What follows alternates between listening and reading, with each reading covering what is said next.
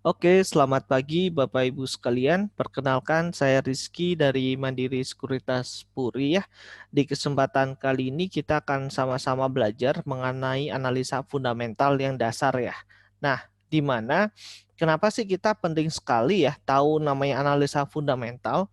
Karena di analisa fundamental inilah kita akan belajar ya di mana perusahaan itu nilainya sebenarnya berapa sih? Ya kan?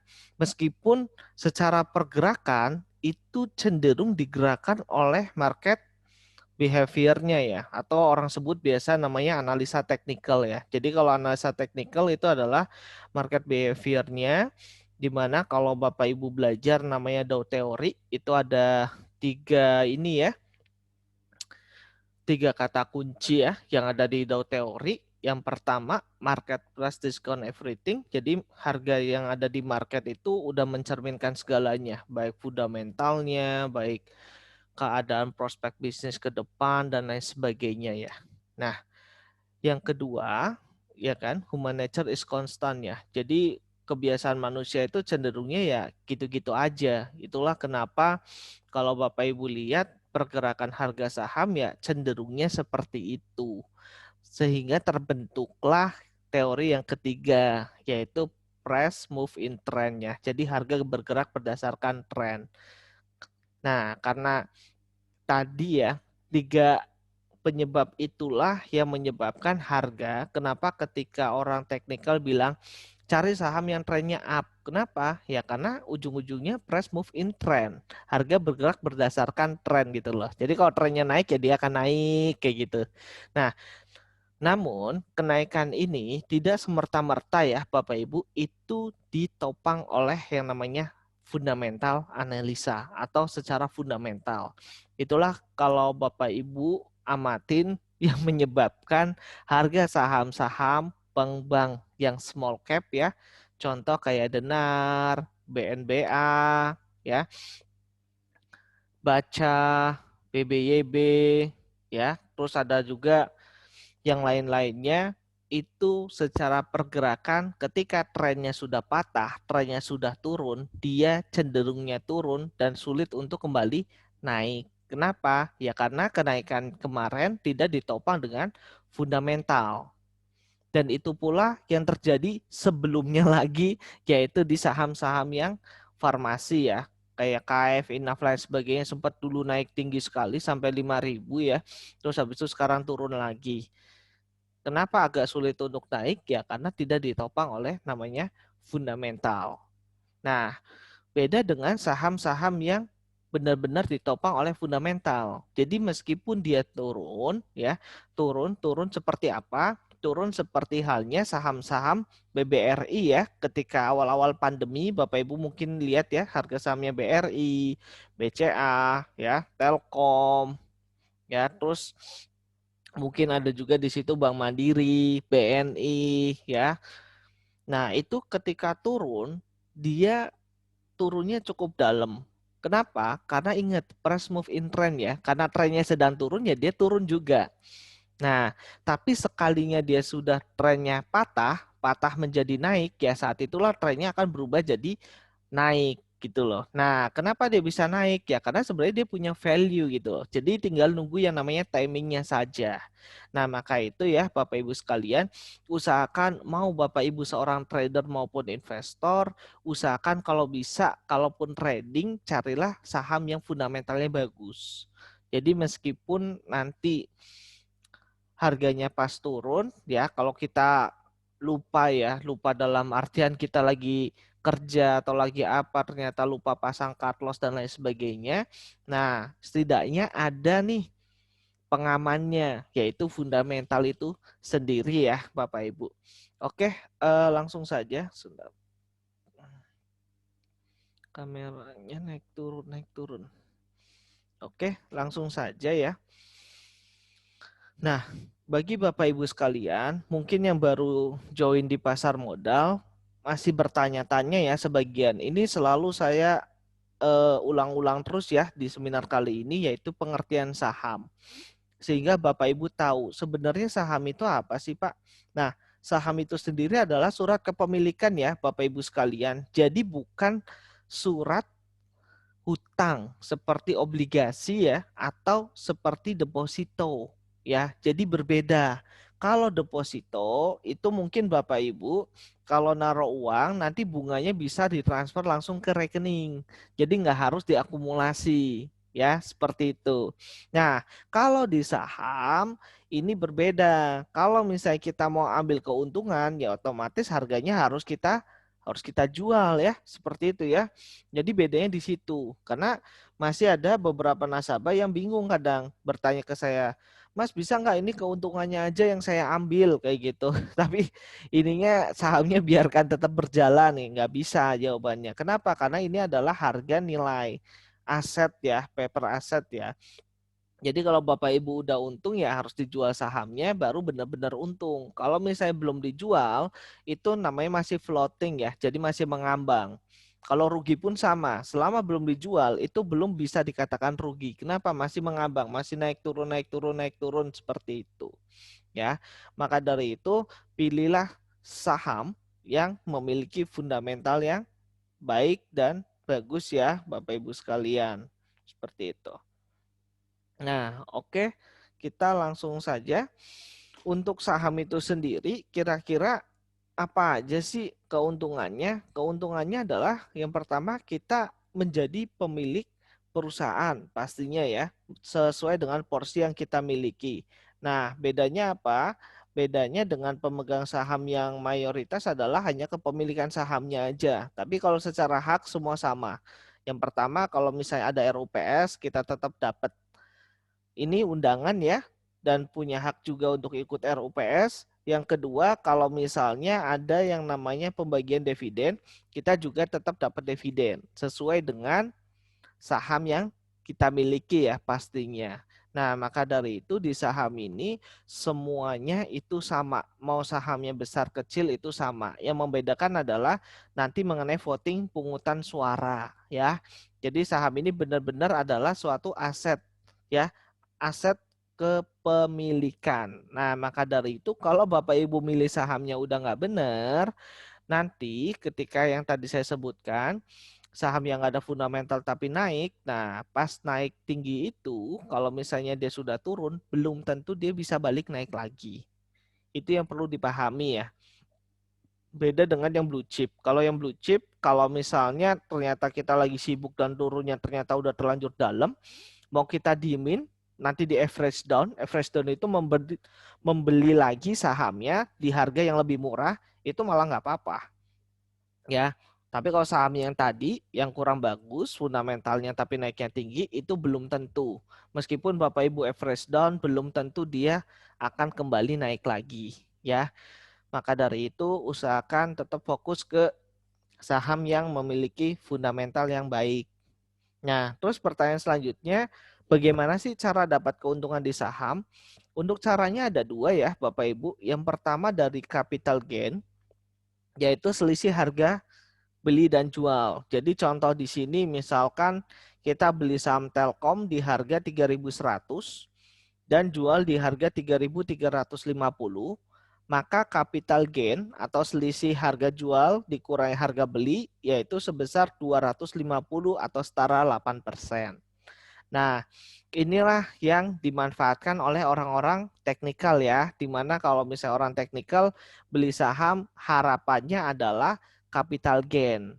Ya, makanya sebagian juga orang yang penting capital gain-nya, nggak mempedulikan fundamentalnya seperti apa. Nah, namun kalau kita yang bagus adalah kita lihat teknikalnya, tapi kita juga lihat fundamentalnya.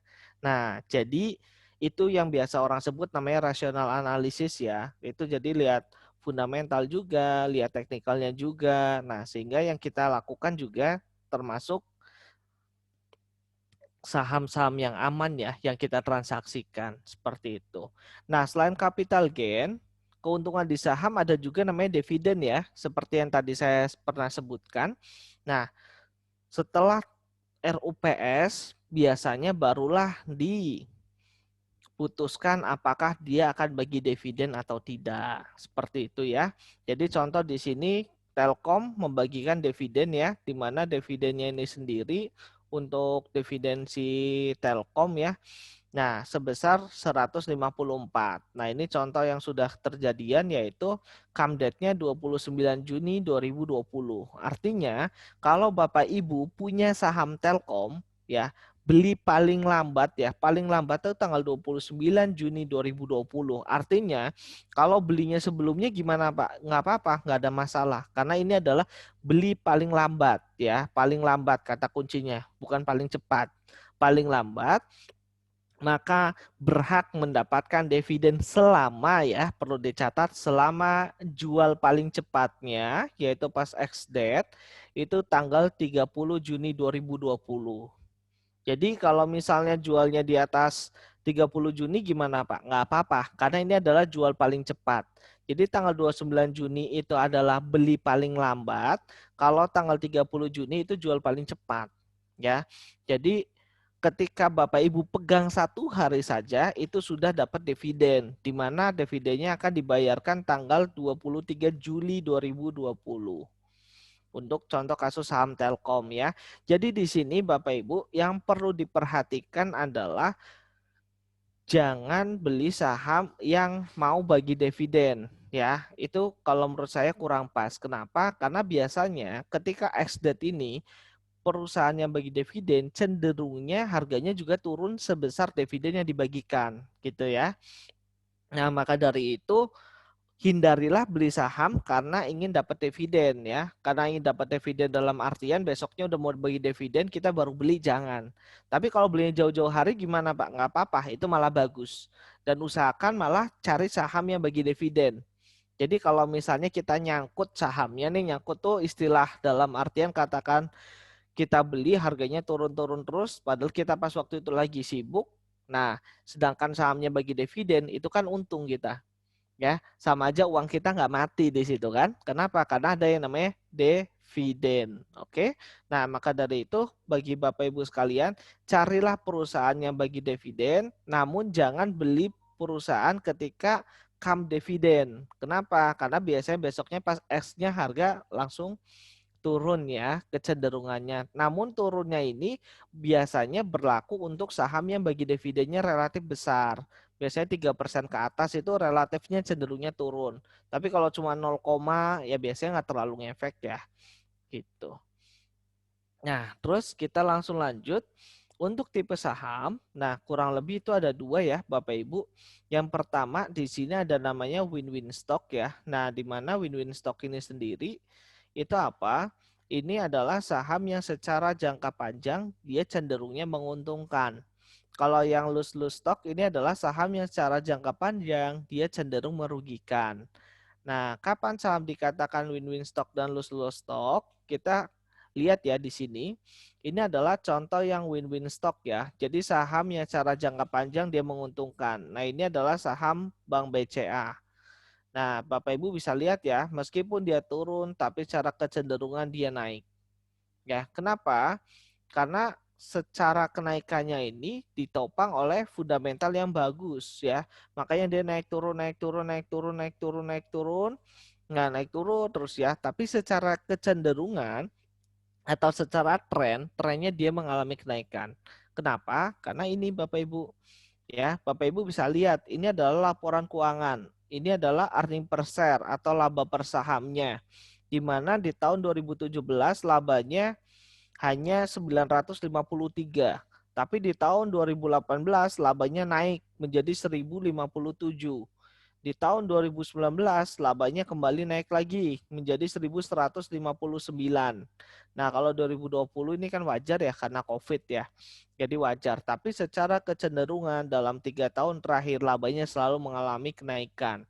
Itulah kenapa pergerakan harga saham BCA dia sustain ya. Sustain dalam artian di sini secara kenaikannya dia kuat gitu loh. Jadi bukan kenaikan yang sementara naik tinggi habis itu turun lagi kayak saham BNBA ya misalnya seperti itu. Nah, contoh lagi di sini ada juga saham namanya Bumi ya. Nah, di mana Bumi itu sendiri Bapak Ibu bisa lihat ya.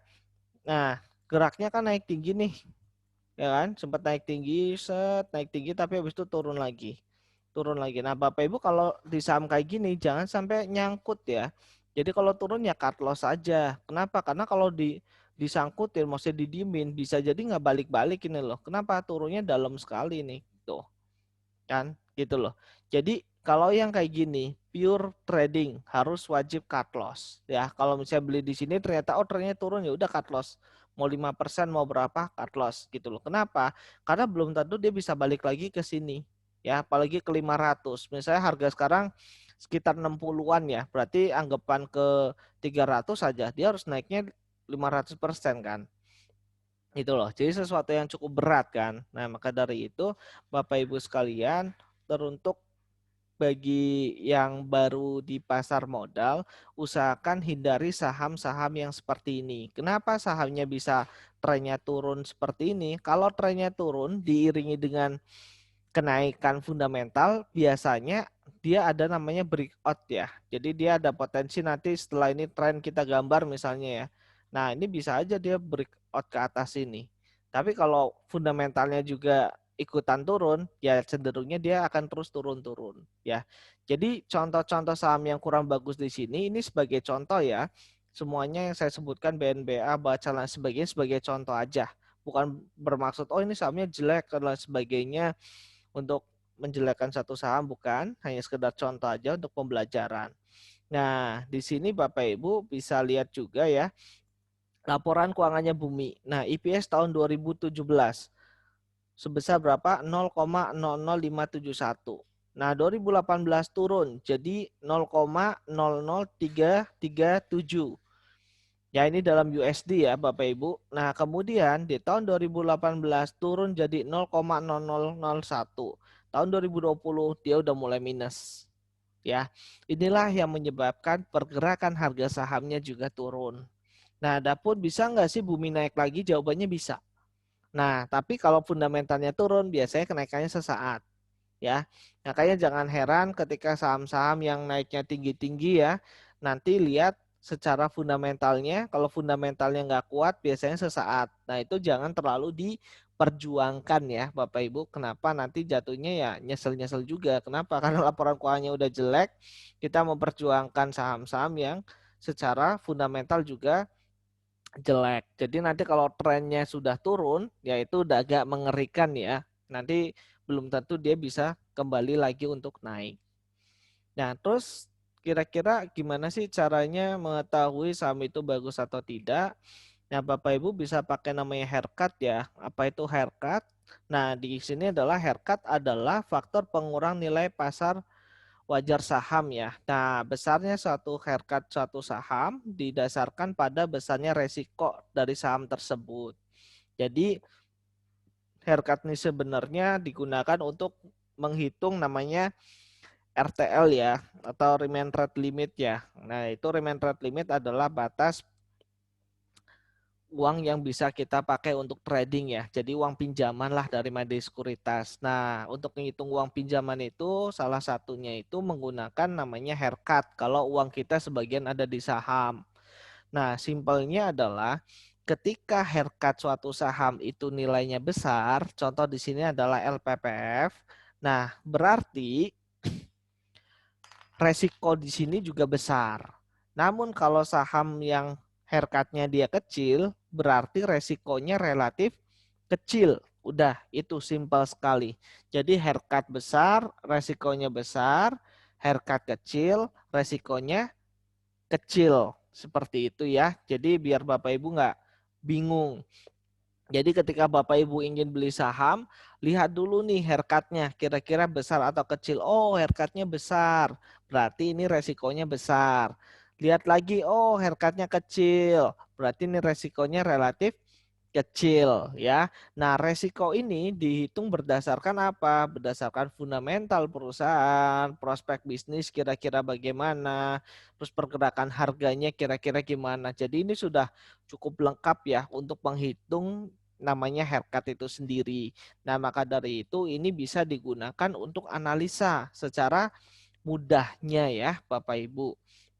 Nah, selanjutnya di sini kita juga belajar ya, gimana sih cara lihatnya kalau yang ada di PC. Kalau PC Bapak Ibu pakai yang COMP aja atau komposit. di screen 0319. Nah, kemudian bagian kanan paling bawah itu ada ya untuk buy, sell, amend, withdraw. Nah, ketika Bapak Ibu mau order, sini juga ada tulisan haircut-nya nih. Mau buy maupun sell ada tulisan haircut-nya. Nah, ini misalnya untuk BRI haircut-nya cuma 5%. Nah, berarti ini masih bagus ya karena resiko rendah. Jadi kriteria haircut tuh yang low risk kurang lebih ya 20% ke bawah itu masih oke. Nah, kalau 40% sampai 20 ya itu resikonya udah relatif tinggi ya. Nah, kalau dia di atas 40 ya baiknya udah dihindarin aja ya. Karena secara resiko itu sangat-sangat tinggi seperti itu. Oke, selanjutnya. Nah, ini juga Bapak Ibu suka dapat ya setiap minggunya namanya list saham upside potensial. Nah, ini biasanya dikirim oleh Pak Hendra melalui email ya, Bapak Ibu. Nah, di mana Bapak Ibu di sini juga bisa lihat. Nah, ada beberapa tabel. Yang pertama MSCI Index. Nah, MSCI itu apa? MSCI adalah Morgan Stanley Composite Index. Nah, di mana ini adalah suatu rangkuman ya atau klasifikasi atau pengelompokan suatu saham yang ada atau direkomendasikan oleh Morgan Stanley. Jadi kalau misalnya sahamnya masuk keranjang MSCI, berarti Morgan Stanley juga merekomendasikan saham-saham tersebut. Gampangnya kalau di kita mungkin ada LQ45 kan, yang 45 saham paling liquid. Nah, kurang lebih seperti itu. Nah, kalau ini kriteria berdasarkan Morgan Stanley. Jadi dia ada kriteria yang tertentu ya untuk pilih sahamnya. Jadi kalau sahamnya masuk MSCI ya itu biasanya asing juga ikutan masuk di situ ya karena ini MSCI juga sebagai salah satu patokan untuk investor asing ya. Nah, ini cyclical peaks ya. Nah, ini biasanya saham-saham yang dipilih oleh Mandiri Sekuritas ya. Kalau yang ada tulisan cyclical peaks ini ya. Nah, terus ini saham-sahamnya ya yang dimana ini adalah kode saham. Nah, kalau di sini adalah nama perusahaannya. Jadi bagi Bapak Ibu yang masih pemula mungkin Pegas itu apa sih? Nah, Pegas itu adalah perusahaan gas negara. Bisa dilihat seperti itu. Jadi kalau yang masih pemula sekali dan bingung bisa kelihatan nih di sini. UNTR itu apa sih? Oh, United Tractor. BBNI, Bank Negara Indonesia. Seperti itu ya. Nah, dan selanjutnya di sini ada rating ya. Nah, rating ini adalah rating dari Mansek. Nah, namun kalau rating ini sendiri dia tidak terupdate ya, Bapak Ibu. Tidak terupdate. Jadi dia hanya keluar. Saya pernah tanya dulu, ini kok rating kadang nggak update. Harga sudah di atas tapi tulisannya masih buy. Maksudnya di atas target ya.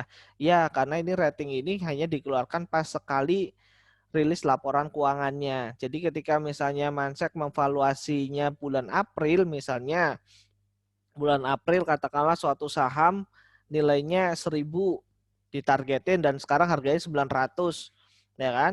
Nah, terus kemudian di bulan Mei ternyata sahamnya udah 1.200 kan berarti udah di atas kan. Harusnya kan bukan buy lagi kan.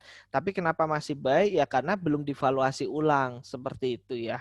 Nah, maka dari itu kalau tulisan rating buy dan neutralnya ini biasanya kalau saya nggak terlalu menggunakan ya. Nanti ini bisa diganti dengan analisa teknikal saja kalau saya.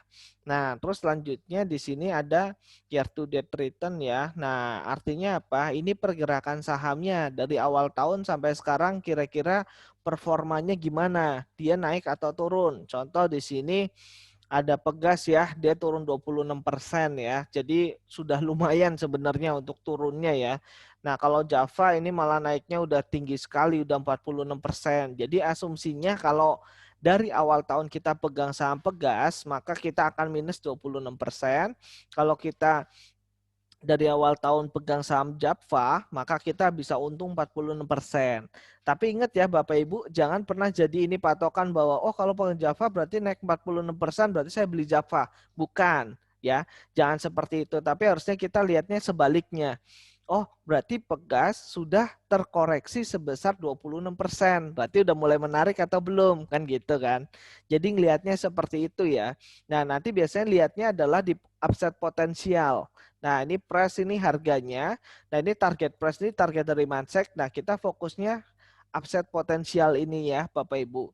Jadi kalau dari serangkaian ini yang perlu kita fokuskan yang pertama MSCI-nya, yang kedua ini ya Mandiri Stock Pitch-nya ini boleh. Nah, kemudian kita lihat secara upside potensialnya ya.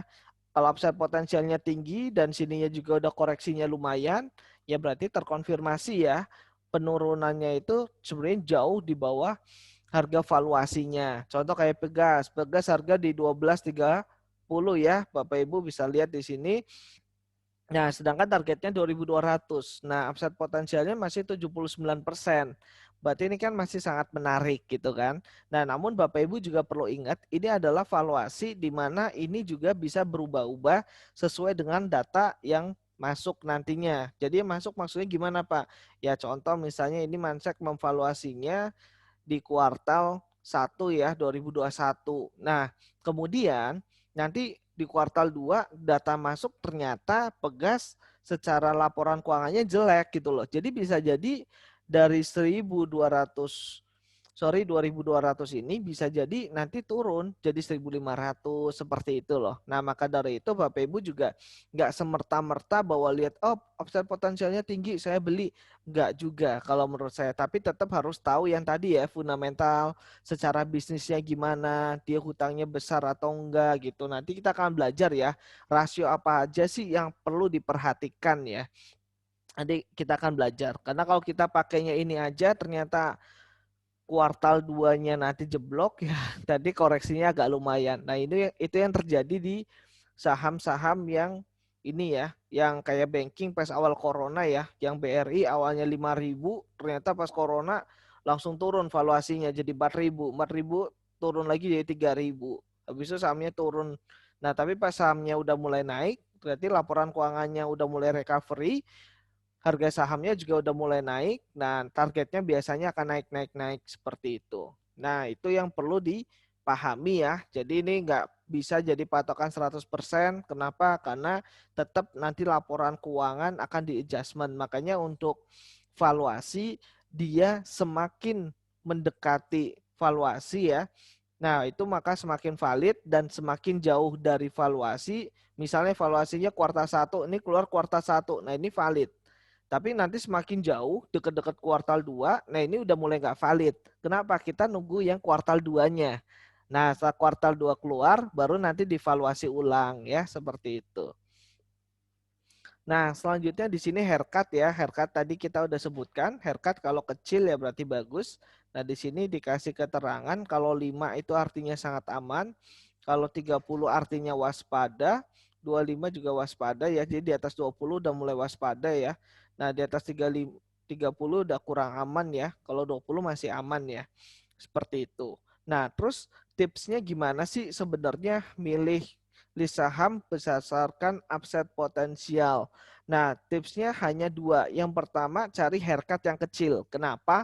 Karena haircut kecil ini sendiri menandakan bahwa saham itu cenderungnya sangat aman atau aman. Jadi semakin kecil itu berarti semakin aman untuk sahamnya. Ya, secara fundamental maupun prospek bisnisnya itu semakin aman. Nah, yang kedua, cari upside potensial yang tinggi, kalau bisa di atas 30%. Nah, inilah orang biasa sebut namanya apa? Nah, upside potensial ini sendiri biasa orang cari yang di atas 30%, yang biasa orang sebutnya margin of safety. Mungkin kalau Bapak Ibu sering dengar istilah itu di YouTube maupun di mana. Nah, margin of safety itu adalah berarti valuasinya berapa. Nah, ketika sudah turun jauh di bawah valuasi, di saat itulah dia berani ambil posisi. Nah, posisi yang selisih antara valuasi dengan harga saat ini ya, minusnya kalau di sini yaitu minusnya ini ya, upside potensial ini. Nah, ini yang disebut namanya margin of safety. Jadi, asumsikan ini adalah laporan keuangan yang baru keluar dan ini misalnya valid ya, kuartal 1 valid, ya berarti sebenarnya Pegas sangat menarik. Kenapa? Karena upside potensialnya 79%. Misalnya kan seperti itu ya, Bapak Ibu sekalian. Oke, kita langsung lanjut ya. Selanjutnya di sini kita juga akan belajar mengenai membaca equity valuasi ya.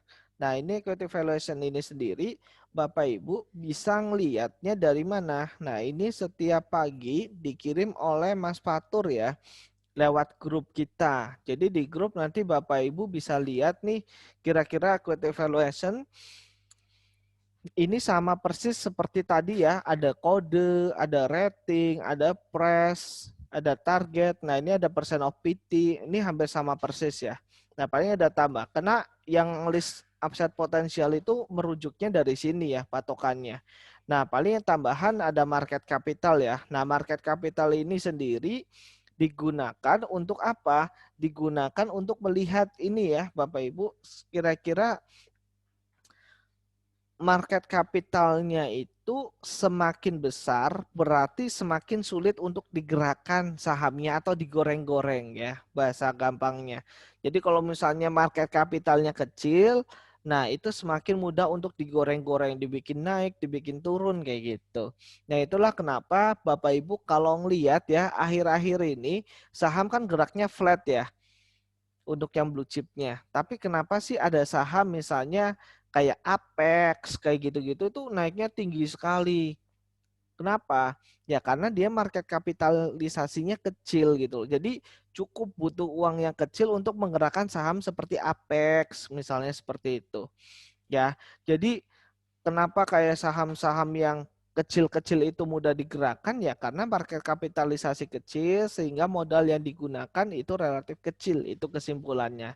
Jadi bagi Bapak Ibu yang nggak suka sahamnya di terlalu fluktuatif, digoreng-goreng naik dan sebagainya, maka carilah saham yang market kapitalisasinya besar ya, seperti itu. Nah, ini ada net profit. Net profit carilah net profit yang nilainya lebih tinggi daripada tahun ini ya. Jadi forecastnya itu 2022-nya yang 2022 ini ya. Berarti yang ini harus lebih tinggi daripada yang ini. Ya, jadi ini bagus ya untuk BCA bagus. Ini bagus karena forecastnya lebih tinggi. Ini bagus. Ini bagus. Sebagian besar ini bagus semua ya untuk forecastnya untuk banking ya. Jadi kedepannya diharapkan untuk net profitnya pada tumbuh semua.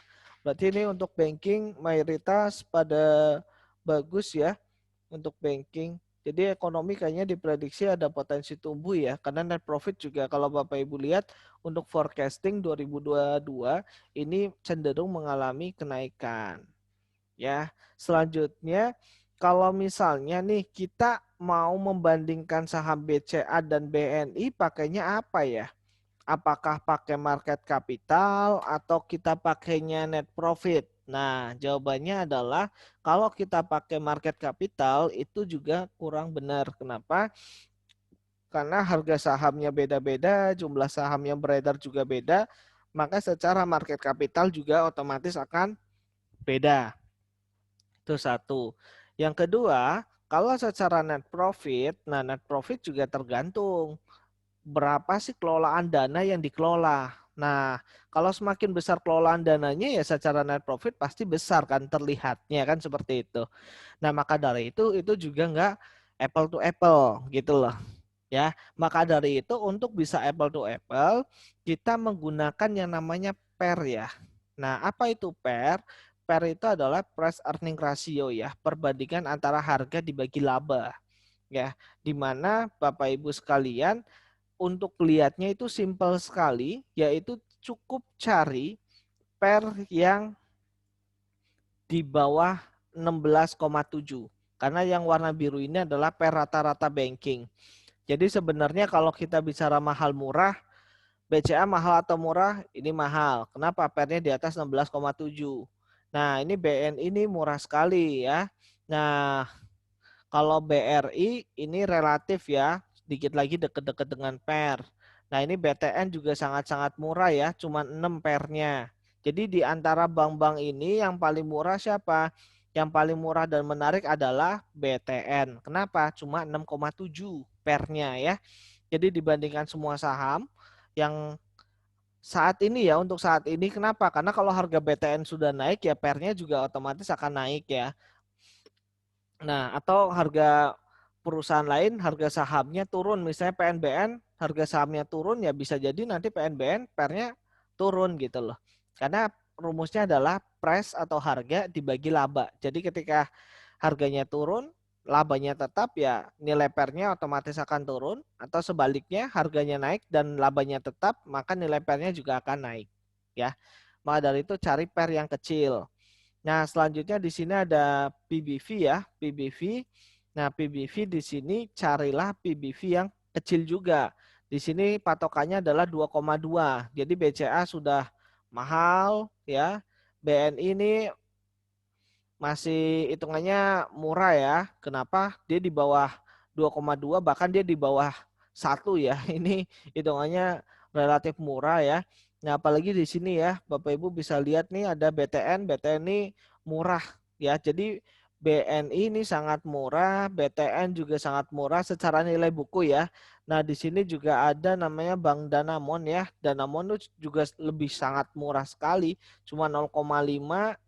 Dan di sini ada Bank CMB Niaga, ini juga sangat murah, cuma 0,6, sama PNBN ya, 0,6 juga.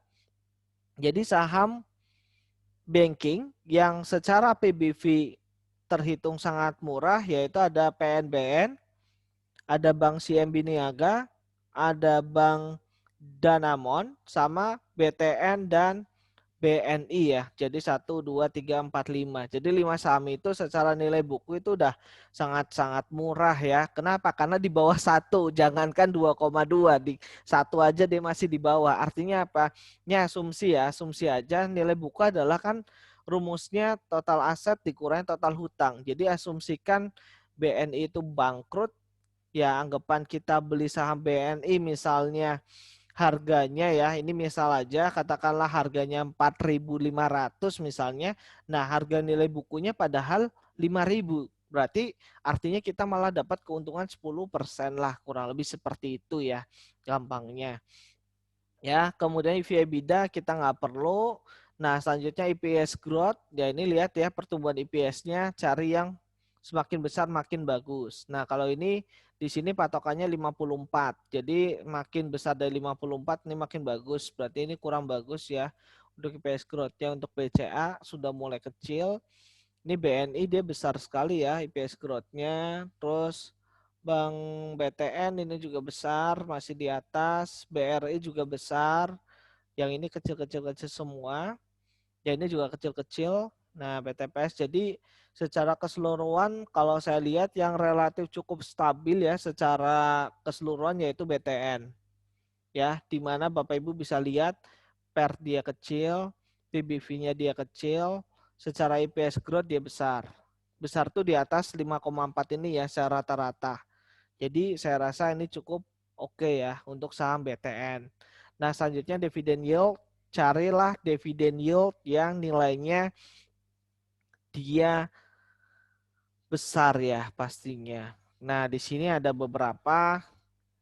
Contohnya di sini untuk averaging ada di 2,4. Nah, untuk saham-sahamnya di sini BCA masih di bawah, BNI sudah di atas, oke, BRI di atas. Nah, ini BTN juga di bawah ya. Untuk dividen si BTN sendiri hanya 2,3 ya, cuma beda tipis sih, nggak ada masalah sebenarnya. Nah, tapi yang jadi masalah sebenarnya saham-saham kayak PNBN. Nah, ini PNBN ini murah tapi dia nggak pernah bagi dividen. Nah, jadi kalau misalnya Bapak Ibu nyangkut atau misalnya investment di saham ini, ya benar-benar nunggu value-nya naik. Kalau value nggak naik, kita nggak bakal dapat apa-apa. Kenapa? Dividen dia nggak bagi sama sekali. Ya, jadi Bapak Ibu itulah yang perlu diperhatikan. Jadi jangan pernah berpatokan bahwa oh ini saham murah secara per dan sebagainya, tapi kita nggak memperhatikan dividennya. Karena dividen ini penting sekali kalau misalnya kita mainnya agak long term ya. Nah, kenapa? Karena kalau misalnya sahamnya masih turun, nah setidaknya kita uang nggak mati, tetap ada pemasukan. Seperti itu. Nah, ini kan secara garis besarnya, sekarang kita belajar secara terperincinya ya. Kalau yang udah kita bahas, tadi nggak kita bahas lagi. Nah, ini EPS. Nah, EPS ini adalah laba per sahamnya ya. Nah, misal ada saham dengan EPS 100, artinya setiap lembar saham menghasilkan Rp100. Jadi EPS ini semakin besar, dia semakin bagus ya, Bapak Ibu sekalian. Nah, selanjutnya untuk PER. Nah, PER ini sendiri, selain tadi yang kita sebutkan, Ini di sini juga dapat diartikan sebagai lama waktu yang dibutuhkan untuk mengembalikan modal yang dipakai untuk membeli saham. Ya, jadi kira-kira berapa lama sih waktu yang dibutuhkan? Jadi contoh harga sahamnya 100, EPS-nya 20, maka PER-nya adalah 5. Jadi dengan asumsi, ya asumsinya perusahaan itu selalu membagikan dividen Rp20 setiap tahunnya, maka dalam waktu 5 tahun kita sudah balik modal ya Bapak Ibu. Jadi kita sudah balik modal. Nah, selanjutnya di sini ada PBV ya. PBV itu tadi ya yang kita udah sebutkan. Kalau di bawah 1 artinya kalau perusahaan asumsikan bangkrut ya kita sebenarnya malah untung ya gitu. Jadi PBV semakin di atas 1 ya semakin mahal hitungannya ya. Jadi bagi Bapak Ibu perhatikan juga PBV-nya ya. Jadi jangan tergoda dengan harga sahamnya naik tinggi. Nah lihat PBV-nya. Kalau misalnya PBV-nya dia kecil ya dia juga naiknya sangat-sangat mahal jatuhnya gitu loh. Kayak banking lah contoh. Banking itu saya hanya respect ya itu sama BCA. Respect dalam artian ya toleransi lah. Dia dikasih PBV yang premium, PBV-nya 4. Kenapa? Karena saya lihat laporan keuangannya itu bagus sekali gitu loh. Laporan keuangannya bagus sekali. Jadi wajar kalau PBV-nya segitu gitu loh. Nah, namun mohon maaf kalau misalnya ada saham lain, saham banking ya yang secara kinerja belum terlihat, apa-apanya belum terlihat ya, tapi secara nilai bukunya dia sudah di atasnya BCA. Nah, itu kalau saya sih udah mulai tanda tanya gitu loh ya udah mulai tanda tanya. Jadi ini beneran nggak nih untuk perusahaannya? Kenapa? Karena si BCA aja cuman 4 gitu loh, tapi dia bisa di atasnya BCA, berarti seharusnya secara kinerja dia di atas BCA dong, kan gitu ya. Nah, maka dari itu Bapak Ibu kalau banking patokannya ya paling mahal BCA gitu. Jadi kalau misalnya ada saham gorengan tapi wah PBV-nya udah di atas BCA di atas 4 ya berarti udah hati-hati gitu. Tapi kalau misalnya gorengan masih di bawah 4 ya, ya bolehlah icip-icip tapi dengan disiplin ya seperti itu. Oke. Selanjutnya di sini ada namanya ROE. Apa itu ROE? ROE itu adalah return on equity. Jadi ini untuk mengukur kira-kira berapa sih keuntungan yang didapatkan oleh pemegang saham dibandingkan dengan ekuitasnya. Jadi misalkan ROE ini sendiri nilainya itu udah langsung mempresentasikan antara jumlah keuntungan dibagi dengan modal ya. Jadi misal gini, kita kalau bicara mengenai ROE, misalnya ada suatu perusahaan A. Perusahaan A itu modalnya 100 juta. Ya, dia mendirikan misalnya at least kita sebut misalnya KFC ya. KFC itu modalnya 100 juta. Nah, di mana dia menghasilkan keuntungan, ya, keuntungannya ini kurang lebih setiap kita nggak usah bilang tahun ya, sebulan aja, sebulannya dia menghasilkan keuntungan kurang lebih 20 juta.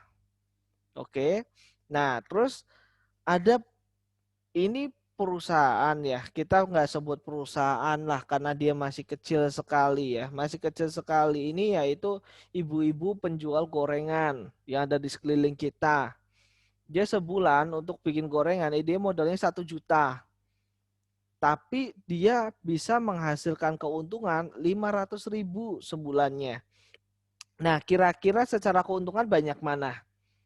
Otomatis banyak yang KFC lah, jauh Pak. Kenapa?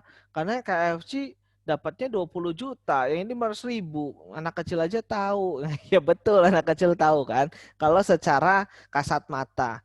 Tapi kalau kita secara persentase, secara ROE, ROE ini benar-benar membuat sesuatu tuh apple to apple gitu loh. Jadi membandingkan apel dengan apel, bukan apel dengan semangka, apalagi dengan jeruk kan kayak gitu.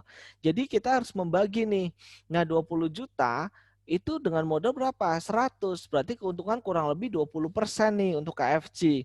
Tapi ibu-ibu penjual gorengan modalnya 1 juta, untungnya 500. Berarti 500 dibagi 1 juta, kurang lebih 50% gitu loh. Jadi otomatis secara return on equity atau keuntungan dari ekuitas atau modal lebih menguntungkan kita jualan gorengan daripada KFC Oke, itu sebagai contoh ya. Nah, itulah kenapa kalau Bapak Ibu ngelihat ROE itu udah pasti bisa dipakai untuk semuanya dibandingkan ya. Tapi usahakan tetap satu sektoral. Jadi Bapak Ibu nggak usah mikir, Pak BCA kan banknya gede ya. Saya ada bank PNBN nih, Bank Panin relatif lebih kecil ya daripada BCA. Nah itu kira-kira bagus mana ya Pak secara kinerjanya? Nggak usah bingung, lihat ROE-nya. ROE-nya lebih besar mana? Kalau ROE-nya lebih besar Panin, ya berarti masih bagusan Panin sebenarnya dalam mencetak laba ya. Seperti itu. Ya, nah itulah kenapa Bapak Ibu sekalian ROE itu cukup penting untuk dipertimbangkan karena nanti dalam keadaan market atau di market sendiri nanti Bapak Ibu akan banyak menjumpai apa? Menjumpai saham nilai bukunya kecil di bawah 1 tapi kok harga sahamnya nggak naik-naik ya Pak. Ya ini karena ROE-nya ternyata juga kecil gitu loh. Jadi dia wajar dihargain murah. Kenapa? Karena dia nggak pintar dalam mencetak laba.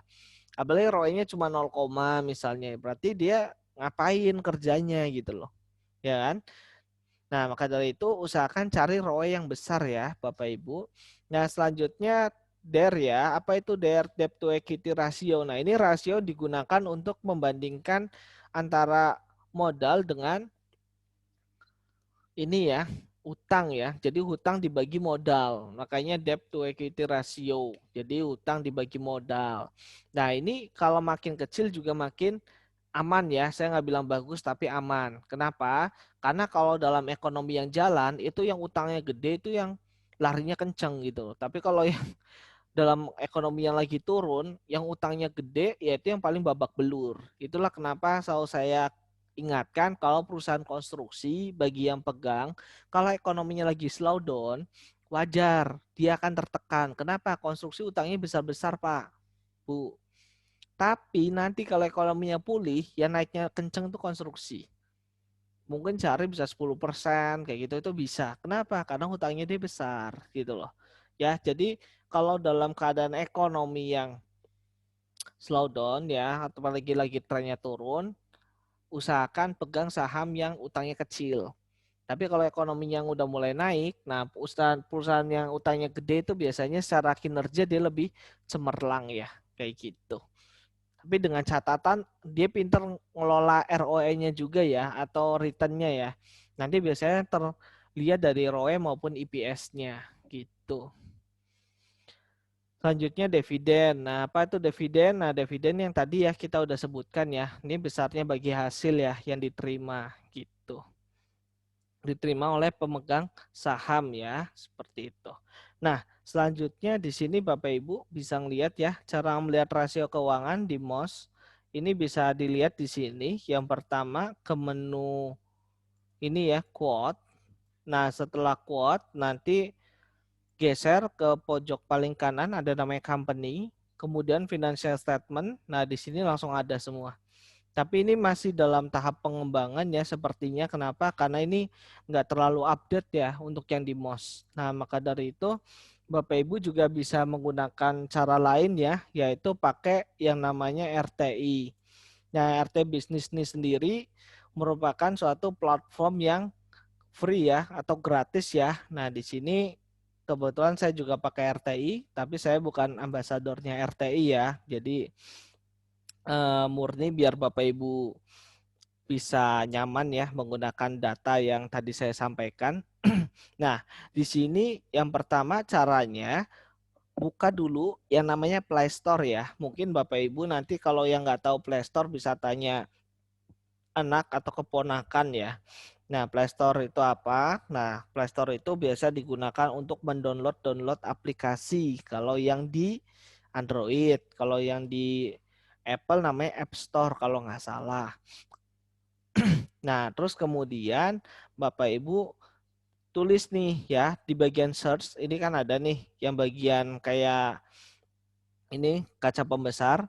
Nah, ditulis aja di sini RTI bisnis. Nanti akan muncul seperti ini ya. Akan muncul seperti ini. Nah, setelah muncul, maka kemudian kalau ini saya udah download ya, jadi tulisannya buka. Kalau Bapak Ibu yang belum download, tulisannya download. Ya, tulisannya download, nanti klik aja download. Kalau sudah baru nanti otomatis tinggal buka aja. Nah, setelah buka akan muncul seperti ini ya.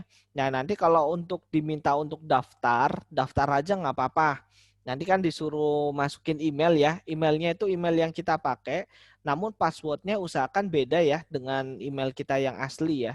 Jadi misalnya email saya rizkiwahid11@gmail.com, passwordnya rizkiwahid123. Nah, karena untuk yang daftar RTI jangan 123, mungkin Rizky Wahid 456 seperti itu ya. Jadi untuk downloadnya nanti masukin email, tetap harus masukin email. Nanti setelah masukin email, Bapak Ibu klik ke emailnya ya. Nanti ada tulisan verifikasi, klik verifikasi, baru nanti bisa mencari saham di sini. Nah, kalau ini IHSG ya. Nah, ini IHSG tampilan awalnya di sini ada IHSG. Bapak Ibu bisa lihat ya. Open dia bukanya di berapa, nilai tertingginya di berapa, nilai terendahnya di berapa, gitu loh. Nah, terus ini saham yang naik ada berapa, saham yang turun ada berapa, yang unchanged maksudnya nggak naik nggak turun ya, nggak ada pergerakan itu berapa. Nah, di sini ada volumenya berapa, turnover IDR-nya berapa. Nah, frekuensi ini banyaknya transaksi ada berapa kali. Ya, seperti itu. Nah, kemudian ya Bapak Ibu sekalian, di sini Bapak Ibu juga setelah itu kita lanjut lagi bisa search. Nah, setelah search di sini nanti klik aja sahamnya apa. Kita contoh ya, BTN. Kita contoh di sini ada saham BTN. Nah, kita klik aja sini. Tulis BBTN. Nah, nanti akan muncul nih Bank Tabungan Negara Persero. Oke, setelah muncul ini diklik. Klik. Nah, nanti akan muncul seperti ini. Nah, ini akan muncul ya. Kalau ini tampilan layar depan, ini pergerakan secara harian. Ya, nanti bisa dirubah juga secara weekly, monthly, 3 bulan, 6 bulan, year to date, 1 tahun, 3 tahun, 5 tahun, nanti bisa dilihat. Bisa diutak-atik sendiri. Kalau ini berarti minus berapa persen dalam hari itu, harganya berapa, perubahannya berapa, gitu ya. Jadi nanti bisa dicek sendiri. Namun untuk yang laporan keuangan yang tadi saya share ke Bapak Ibu, lihatnya nanti bisa di-share ke bagian kanan ya. Di bagian kanan. Nah, di bagian kanan set digeser. Geser dulu, coba digeser set. Nah, muncullah ini. Nah, setelah digeser akan muncul ini. Ya, muncul ini. Nah, ini tuh apa? Nah, ini tuh yang tadi ya. Ini di sini udah cukup lengkap ya. Nah, di sini ada EPS ya.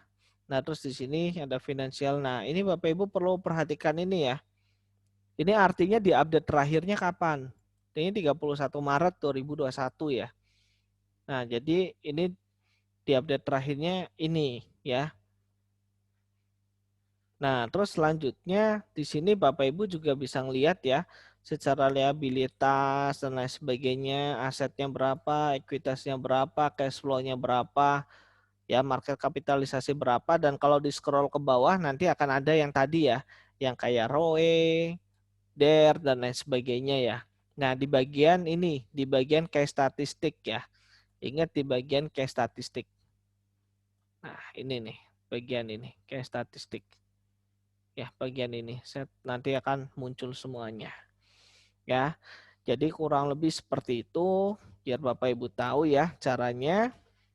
Nah, terus selanjutnya di sini ada juga namanya konsensus ya. Nah, konsensus ini untuk lihat ya kira-kira valuasi sahamnya harganya berapa sih gitu loh. Nah, ini Bapak Ibu cara bacanya simple aja. Nah, ini dari 15 orang analis, 8 mengatakan beli, 3 mengatakan jual, dan 4 mengatakan neutral. Neutral berarti ya nggak usah lakuin apa-apalah gitu loh. Wait and see dulu, wait and see gitu kan. Nah, kalau ini di sini ada valuasi terendahnya. Jadi BRI valuasinya terendah ada di 3.400, tertingginya 5.500, rata-rata ada di 4.672. Nah, harga saat ini kan kurang lebih ada di berapa Bapak Ibu? Ada di sekitar 4.050-an ya kalau nggak salah si BRI terakhir ya kisaran segitu. Nah, berarti kan potensial upside-nya otomatis sudah di atas 16% ini ya. Sudah ya mungkin sekitar 25%-an lebih ya. Nah, itu berarti untuk saham BRI-nya sudah dianggap mulai menarik, misalnya seperti itu ya. Nah, ini nanti Bapak Ibu bisa lihat di investing ya. Kalau yang ini nanti lihat di investing. Jadi Bapak Ibu bisa tahu, oh kira-kira valuasinya di segitu ya. Nah, sehingga Bapak Ibu ada gambaran ya untuk beli atau tunggu dulu kayak gitu. Ya. Selanjutnya di sini ada juga namanya seasonality ya. Nah, di mana seasonality ini sendiri menggambarkan kira-kira di bulan-bulan tertentu pergerakan harga sahamnya gimana. Jadi kalau Bapak Ibu ini bulan Mei ya. Nah, Mei ini cenderung mengalami penurunan ya untuk saham-saham BRI ya. Nah, makanya deket-deket Mei kita udah mulai terkoreksi ya. Karena deket-deket Mei biasanya mengalami turunan. Dan nanti Juni baru mengalami kenaikan ya secara seasonality-nya. Jadi 70% saham BNI dia akan mengalami kenaikan. Maka dari itu nanti di Mei, ya kalau Bapak Ibu suka teori yang beli bertahap cicil ya sudah mulai cicil ya. Nanti pas Juni sama Juli kan dia udah mulai naik tuh. Nah di saat itulah nanti bisa taking profit. Nanti Agustusnya dia koreksi ya. Ambil posisi lagi di sini cicil ya. Di bulan September masih 50-50 ya, bisa naik bisa turun, tapi Oktobernya dia cenderungnya dia mengalami kenaikan, di sini kita jualan ya. Nah, nanti November bisa beli lagi. Nah, terus nanti jual lagi di Desember maupun Januari gitu ya. Jadi jangan kebalik ya, pas naik kita beli, nah pas turun kita takut. Nah, jangan seperti itu. Kecuali kita trading ya, kalau trading ya emang belinya pas lagi harga lagi rally ya, lagi naik. Tapi kalau misalnya nggak trading, misalnya kita value investing ya untuk lihat value ya kita harus ini juga ya ngeliatin secara value-nya. Tapi yang baiknya adalah kita tetap swing trading ya. Swing trading itu dalam artian ya kita nggak keep selamanya. Kenapa? Karena pergerakan harga saham kan naik turun. Yang bagus adalah kita bisa memanfaatkan swingannya. Naik, jual, turun beli lagi, naik, jual, turun beli lagi seperti itu. Karena kalau nggak di trading jual beli juga ujung-ujungnya habis naik hilang lagi untungnya, habis naik hilang lagi untungnya kayak gitu loh. Jadi maka dari itu kita harus untuk saat ini ya, kalau saya rasa untuk saat ini yang kita lakukan yang bagus adalah portofolio aktif ya. Bahasa saya adalah portofolio aktif. Jadi kalau misalnya saham sekiranya udah naik tinggi, contoh saya misalnya Bapak Ibu misalnya punya saham Java, Java kemarin udah naik tinggi, ya secara potensial upside juga udah kena, mau diapain lagi? Mau di keep juga ujungnya turun lagi. Bagi Bapak Ibu yang kemarin misalnya punya BRI, BRI pas sampai ke 4.500, 4.600 misalnya, Bapak Ibu nggak jual, sekarang udah minus berapa? Secara keuntungannya ya, udah hilang 15%. Kan sayang gitu loh. Jadi mending jual dulu, ambil lagi di bawah, kayak gitu. Ya, jadi begitu yang saya sebut namanya portofolio aktif. Nah, selain seasonality, apalagi yang bisa kita lihat, di sini kita juga bisa lihat transaksinya asing ya. Karena percaya tidak percaya, di beberapa saham ya, bukan semua saham. Di beberapa saham, asing ini cukup berpengaruh. Jadi apalagi big caps ya. Contoh di BRI, asing banyak beli, harga sahamnya naik. Pas asingnya pada jualan ya, asingnya pada jualan di sini Bapak Ibu bisa lihat ya. Kalau warna hijau berarti beli, merah berarti jualan. Di sini asingnya pada jualan, harganya dia turun. Oke. Jadi asing beli, harga naik, asing jual, harga turun ya. Maka dari itu untuk asing juga Bapak Ibu perlu mengamati ya, setidaknya untuk mengambil suatu gambaran dan mengambil suatu kesimpulannya kira-kira ada pengaruhnya nggak sih asing sama saham tersebut. Jadi Bapak Ibu nggak boleh semerta-merta wah asing baik kita ikutan baik, nggak mesti. Kenapa nggak semuanya asing itu mendominasi di saham-saham ya. Contoh kayak misalnya kalau nggak salah kayak BNI itu ya lebih ke lokal ya. Jadi mau asingnya buy juga kalau lokalnya jual ya harga cenderungnya turun. Misal seperti itu. Tapi kalau BRI asing lebih mendominasi misalnya. Jadi kalau asingnya beli ya kita baiknya ikutan beli. Kalau jual ya ikutan jual. Nah tahu asing mendominasi atau tidaknya dari mana Pak? Ya dari chartingnya aja Bapak Ibu. Kalau misalnya asingnya beli harga naik, asingnya jual harga turun, ya berarti asing mendominasi kan seperti itu. Nah, lihatnya dari mana? Dari historikalnya. Jadi dari kejadian yang sudah lalu. Nah, dari kejadian yang sudah lalu, kita implementasikan di kejadian sekarang. Kalau di MOS bisa nggak Pak lihatnya asing net buy net sell-nya? Bisa. Nah, ini contohnya ya untuk di MOS ya. Nah, nanti akan dipelajarin ketika MOS aplikasi ya. Jadi di sini kita biar Bapak Ibu juga tertarik nih belajar di MOS aplikasi. Karena kalau saya bahas semua di sini, seminar besok yang aplikasi nggak ada yang nonton nanti. Udah tahu semua dari Pak Rizky gitu kan. Ngapain saya belajar aplikasi kan gitu. Jadi saya di sini untuk ngasih gambarannya. Nah, nanti untuk belajarnya pas di bagian aplikasi ya. Ya, seperti itu. Nah, di sini Bapak Ibu contoh lihat nih, banyak orang yang jualan ya asingnya, nah, harganya turun. Nah, ini Excel ya. Jadi Excel ini cukup terpengaruh dengan asing. Nah, di mana nih asingnya udah mulai beli? Asing mulai beli. Ini waktu itu ya, ini saat yang udah lampau. Karena sebagai contoh aja, ya waktu itu Excel kalau nggak salah sempat ke 2.800-an kan untuk harganya naiknya, gitu loh. Nah, jadi ketika asing beli harganya cenderung naik, kalau asing jual cenderung turun. Jadi untuk Excel perlu hati-hati kalau asing udah mulai jualan. Dan sebaliknya, kalau asing udah mulai nampung, nah Bapak Ibu Excelnya belum gerak, nah ini bisa dihajar gitu ya untuk akumulasi.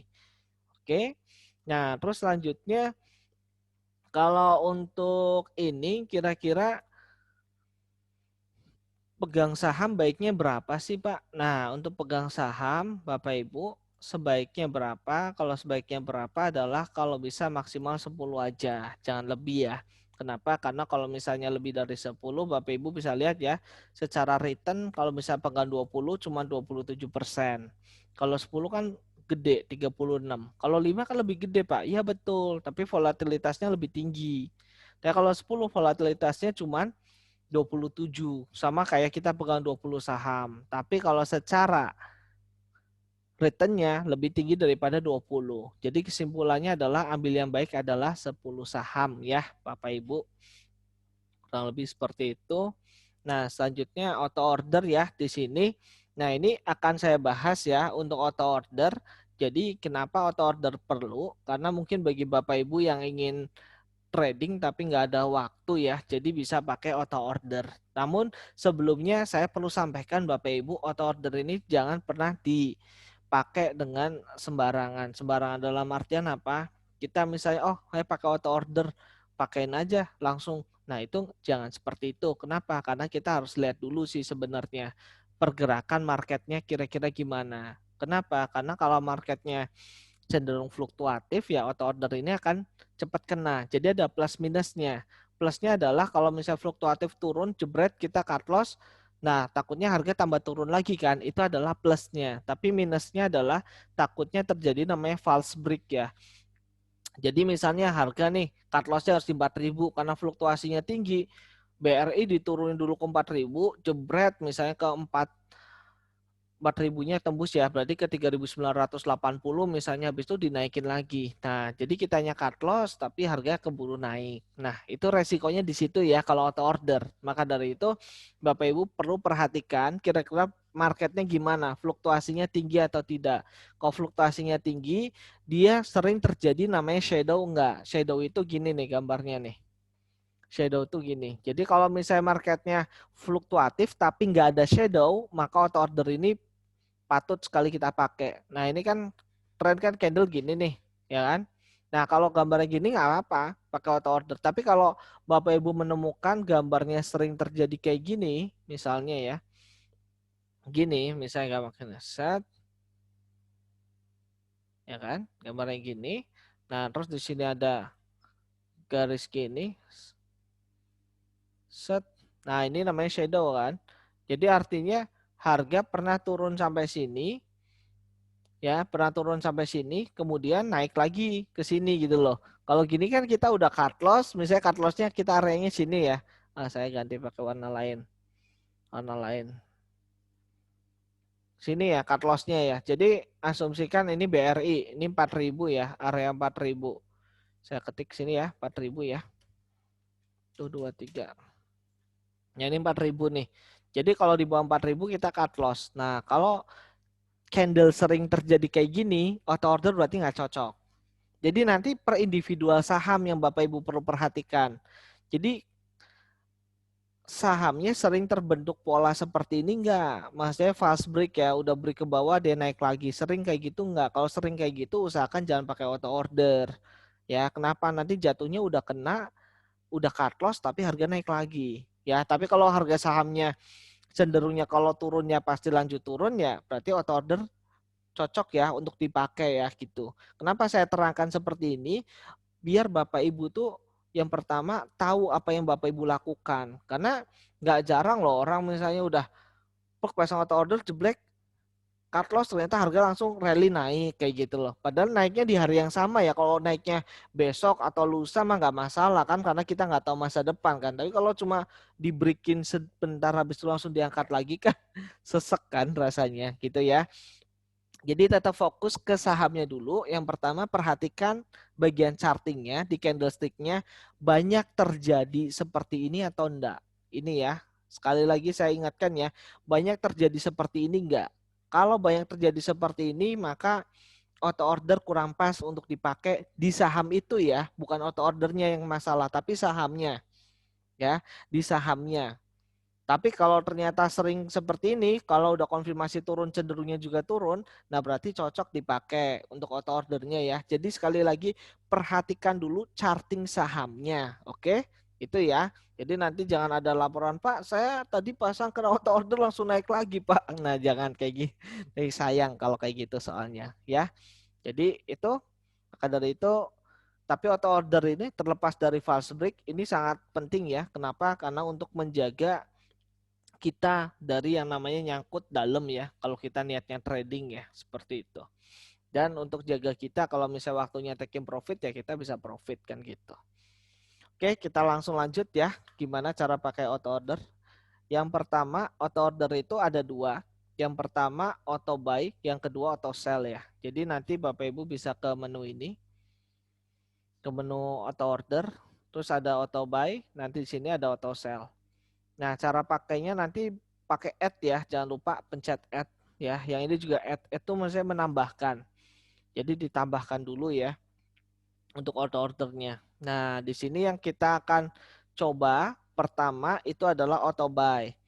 Nah, gimana sih cara pakai auto buy? Nah, kita pelan-pelan ya di sini. Yang pertama setelah kita pilih add, nanti kita bisa klik nih. Ini bisa diklik ya. Klik sini tulis sahamnya apa? Bapak Ibu bisa ketik mau BTN, mau BRI, mau Bank Mandiri, mau BCA, mau Telkom, mau Excel, bebas.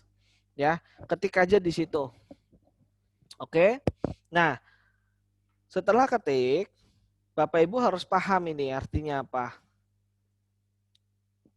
Ini artinya kalau harga naik di atas berapa? Gitu loh. Baru kita beli. Jadi contoh, di sini ada ya, ini saham WG. Nah, WG ini adalah secara trending ya. Trending dia trennya sideways. Oke. Nah, kalau tren yang sideways gini, sekalinya dia naik, dia kenceng Bapak Ibu. Ini yang kejadian sama Adro ya, yang kemarin saya sempat share di grup. Ini Adro kalau break resist baru dia jalan. Nah, ternyata jalannya kan lumayan kan. Gitu. Nah, ini kalau sideways, ini kalau break ini lumayan. Gitu loh. Nah, kalau break lumayan, cuma kan kita nggak bisa dong ngamatin yang kayak gini terus, ya kan? Nah, maka dari itu kita pasang auto order. Nah, auto ordernya apa? Berarti kan lebih besar dari. Nah, makanya saya tulis di sini, lebih besar dari itu digunakan untuk buy if break. Jadi kalau ada siapapun yang analisa ngomong buy if break, misalnya Pak Fatur ngomong gitu ya, berarti beli ketika harga sudah naik ya, udah nembus resist biasanya di berapa. Nah, di sini kita pakai auto order itu satu ya. Jadi kalau kita pakai auto order, misalnya kita pakai auto order yang buy if break, berarti yang ini nggak usah ya, nggak usah diisi ya. Sebentar, saya blok ya. Yang ini nggak usah kita isi, satu aja. Yang diisi itu satu aja. Jadi yang ini nggak usah kita isi. Jadi kok kasus di sini misalnya buy breaknya si saham WG di 210. Tulis aja sini. 210. Udah selesai. Jadi kalau harga naik di atas atau sama dengan 210, karena ini resistnya 208 ya, maka beli WG. Kenapa? Karena dia potensinya rally atau naik. Oke? Jadi kita pakai ini udah satu. Kemudian kuantitinya kita isi di sini ya. Misal contoh di sini 2% ya. Setelah itu Bapak Ibu juga bisa pakai ini ya. Pakai ini. Nah, ini validnya until kapan? Jadi dari kapan sampai kapan? Kalau saya misalnya maunya sebulan ya, karena biar gak nginput-nginput terus capek, ya udah tulis aja sebulan. Nah, kemudian klik save ya, jangan lupa klik save. Itu satu ya. Satu. Nah, terus selanjutnya kalau yang di bawah ya, yang di bawah ini untuk lebih kecil dari. Nah, biasanya saya sebut di sini adalah buy dekat area support. Jadi kalau kita misalnya lihat nih BRI saat ini itu dekat support ya. Support yang relatif kuat itu di kisaran 3.950-an, saya nggak salah, kisaran situ. Nah, jadi saya udah mulai mau nampung BRI nih kalau harga turun di bawah 4.000. Kenapa? Bagi saya sudah murah. Nah, maka kita pakainya apa? Buy last lebih kecil dari 4.000. Oke. Jadi kita cari lebih kecil dari 4.000, kita beli gitu loh artinya ya. Jadi nggak perlu diisi dua-duanya ya. Kalau diisi dua-duanya langsung done. Kenapa? Karena harga sekarang kan di atas 4.000. Kalau Bapak Ibu tulis sini 4.000, sini 4.000 ya done pastinya gitu loh ya. Jadi jangan isi dua-duanya, isi satu aja ya. Jadi lebih kecil dari ya, kasusnya ini beda kasus. Tadi adalah WG, kalau ini Bank BRI ya. BRI saya beli di sini ya. Beli di harga 4.000. Nah, kemudian di sini quantity ya, kuantitinya 2, tetap pakai last, nah kemudian tanggalnya berapa, kemudian save. Oke? Sampai sini bisa dipahami ya. Jadi kegunaan yang lebih besar dari kalau ada rekomendasi buy if break, kalau yang ini buy dekat support ya. Jadi kalau harga belum kena support tapi dikit lagi kena support, ya udah kita pasang aja ini. Gitu loh. Ya. Seperti itu. Bagi Bapak Ibu sekalian, itu simpel sekali. Jangan lupa pilih save dan tanggalnya jangan lupa, jangan cuma sehari, kalau bisa 2 hari atau seminggu atau sebulan ya, seperti itu. Nah, kemudian di sini auto buy, jangan lupa ya, kalau sudah selesai, yang tadi itu dia hanyalah apa? Hanyalah strategi semata ya. Ini belum jalan ya Bapak Ibu. Kalau bentuknya seperti ini belum jalan ya. Ini baru ready ya. Ready itu maksudnya baru siap. Siap untuk dijalankan gitu. Jadi ini belum jalan ya. Nah, maka dari itu Bapak Ibu perlu klik. Ini diklik sampai muncul tanda seperti ini ya. Sampai muncul tanda seperti ini. Nah, kalau udah muncul tanda seperti ini dan continuing, artinya dia sudah berjalan.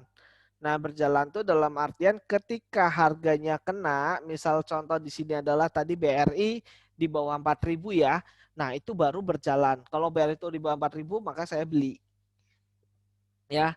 Jadi Bapak Ibu bisa melakukan save strategi. Dan kalau mau menjalankan harus diklik dulu, jangan lupa. Karena kalau nggak diklik belum jalan. Sekali lagi saya ingatkan, kalau belum diklik belum jalan. Karena beberapa nasabah kadang, Pak saya udah pasang auto buy tapi kok harga udah kena nggak jalan. Coba Pak tolong screenshot, jebret. Oh ternyata belum diklik, jadi belum jalan. Oke ya, itu satu. Nah yang kedua pertanyaannya adalah Pak terus gimana sih Pak caranya untuk menghapus strategi yang sedang berjalan ya, karena saya rasa BRI udah nggak menarik dan kayaknya bakal tambah turun nih misalnya ya. Ya udah kalau mau menghapus, ini kan saya hapus dulu ya yang di atas. Ini kan strateginya lagi jalan ya Bapak Ibu, lagi jalan.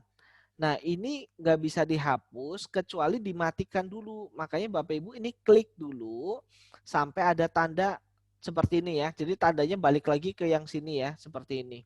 Ya, tandanya balik lagi seperti ini. Nah, kemudian Bapak Ibu pilih silang, udah selesai. Maka otomatis akan terhapus ya Bapak Ibu. Otomatis akan terhapus untuk strategi auto buy ya.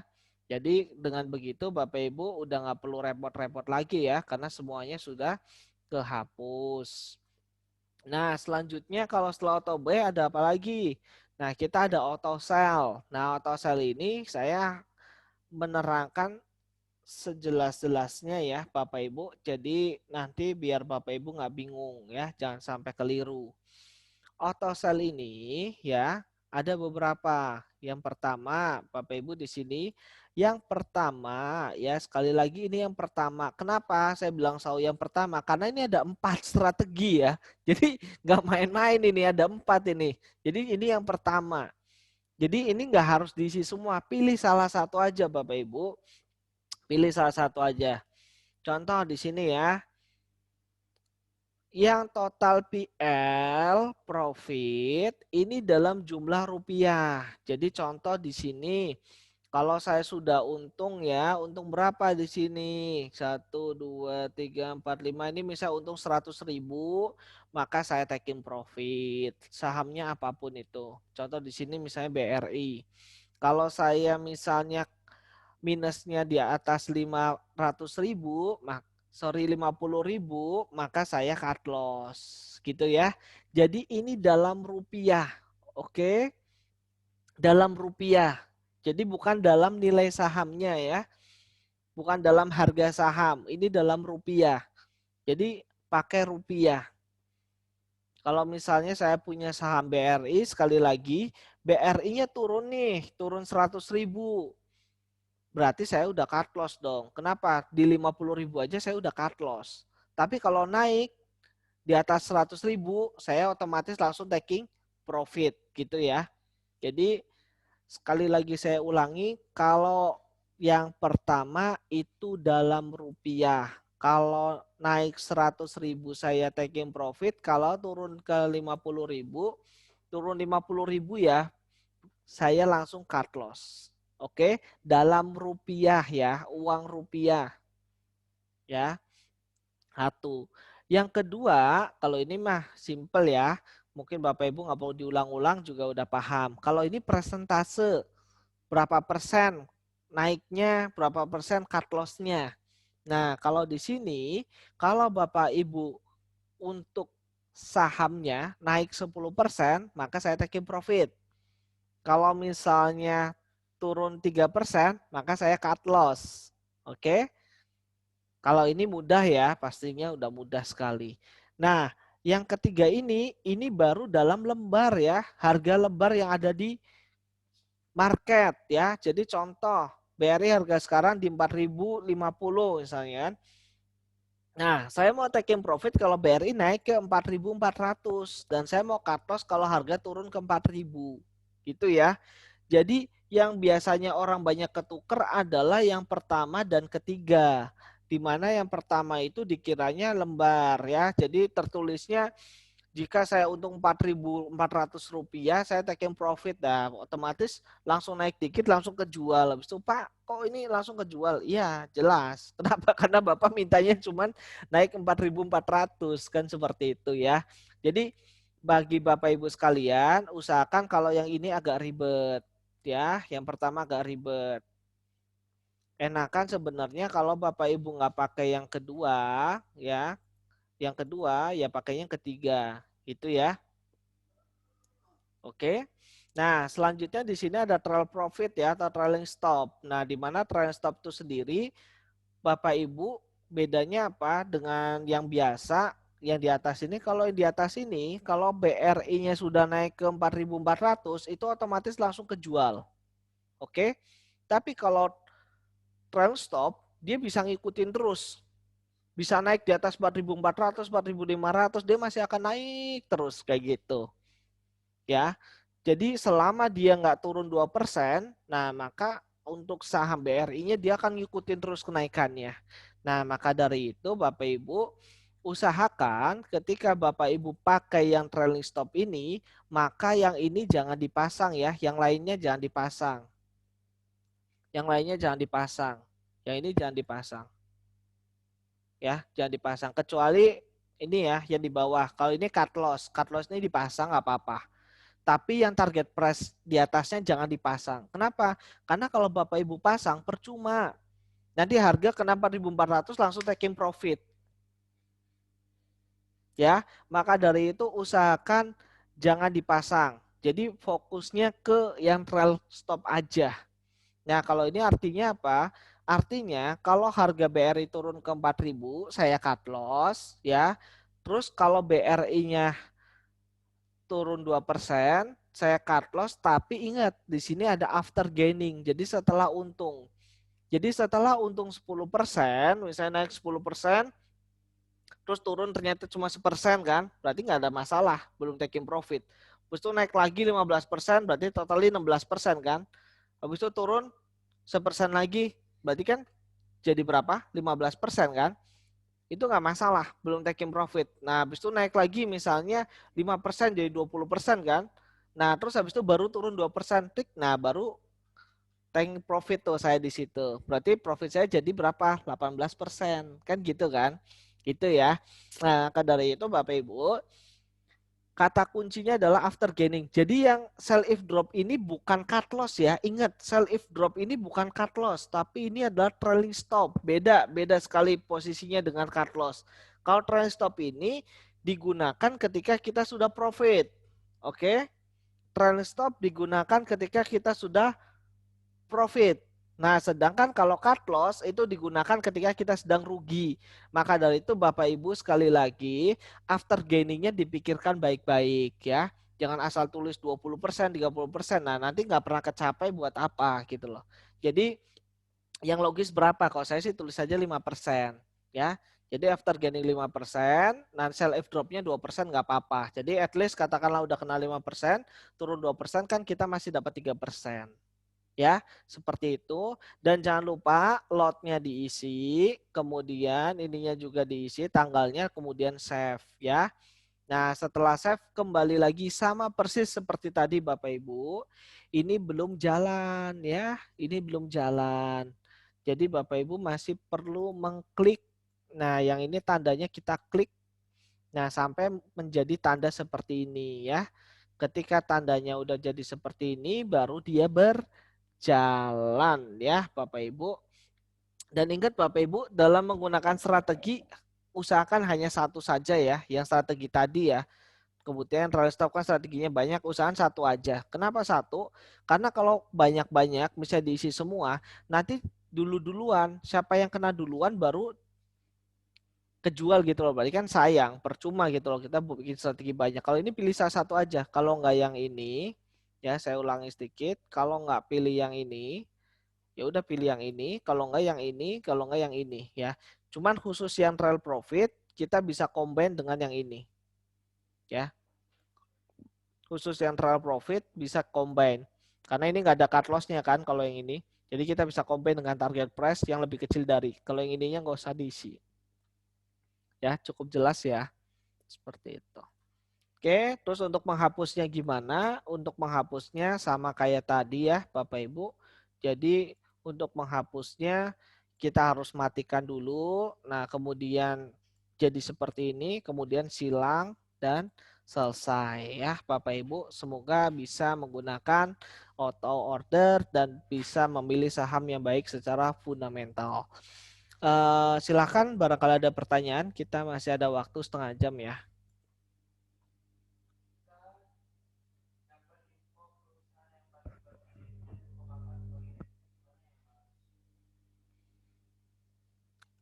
Untuk itunya ada di RTI ya, Ibu.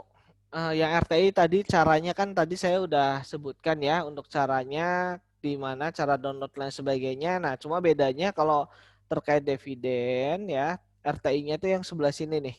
Nah, Bapak Ibu kan tadi kan kalau saya sebutkan ini kan terkait ini Bu, terkait case statistik yang ini ya. Nah, kalau untuk dividen di corporate action-nya ya, jadi di sebelahnya, di sebelahnya di sebelahnya nanti tinggal geser aja di sebelahnya ya. Jadi sebelahnya case statistik ada corporate action. Nah di corporate action ini udah lengkap nih jadwalnya, tanggal berapa, dividennya berapa. Nah itu udah lengkap Ibu untuk terkait dividen. Ada lagi?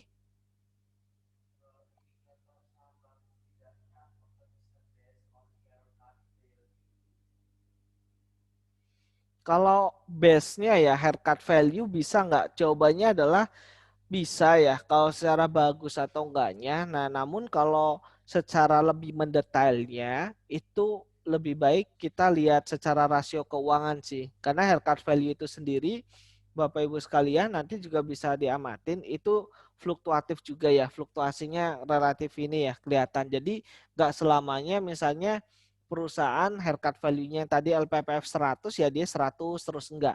Dia kadang juga nanti berkurang jadi berapa gitu. Jadi kalau ditanya bisa nggak jadikan base, itu jawabannya bisa, tapi bukan yang base yang utama gitu loh.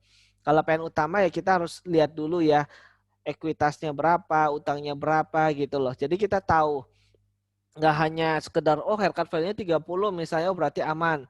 Nah, tapi ternyata utangnya gede sekali kan gitu loh ya. Jadi perhatikan juga yang rasio-rasio keuangan yang tadi sempat saya jelaskan. Jadi untuk base awal bisa, tapi kalau untuk mendetail baiknya lihat rasio keuangan juga. Ada lagi?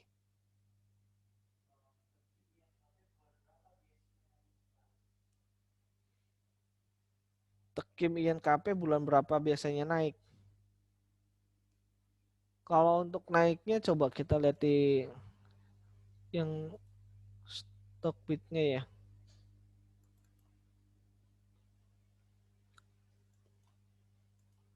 Tekim dan INKP.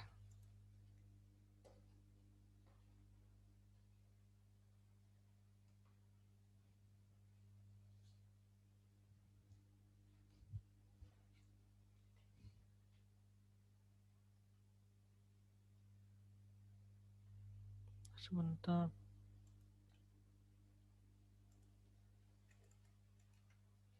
Tekim ya.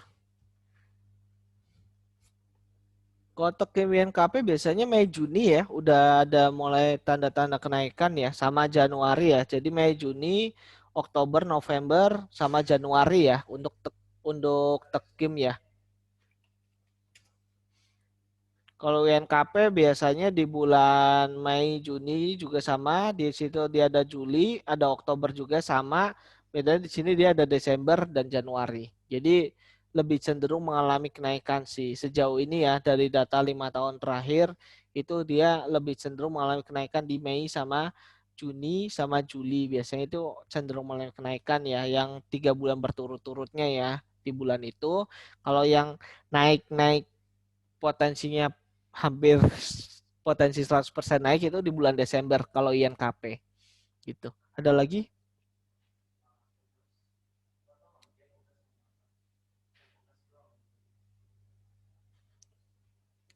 Yang Pegas tanya apa ya? Nanti tolong di chat ya, untuk Pegasnya tanya apa.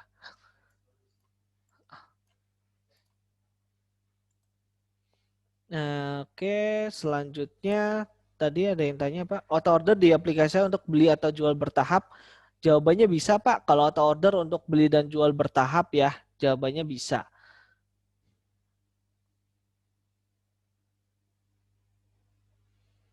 Kalau untuk Chatmos yang lengkap itu adanya di PC ya, Ibu. Jadi kalau pengen yang lengkap ada di PC. Kalau yang di HP dia dibikin sesimpel mungkin sih. Soalnya kalau di HP dia lebih diperuntukkan untuk ini, untuk transaksi sebenarnya. Jadi digunakan untuk yang transaksi aja sih. Makanya kalau untuk kelengkapan sebenarnya nggak terlalu lengkap ya. Yang di HP untuk analisa dan lain sebagainya.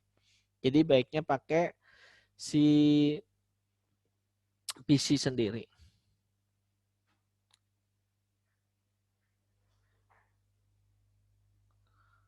Kalau manual sama auto order, jawabannya saya rasa lebih cepat ini ya, lebih cepat yang manual ya. Soalnya kan kalau manual kan dia langsung kan. Jadi bedanya gini Bapak Ibu. Jadi saya pernah sharing kalau yang perlu Bapak Ibu perhatikan adalah gini. Ketika order manual itu namanya direct order atau order langsung ya. Kalau order langsung itu langsung ke bursa ya Bapak Ibu.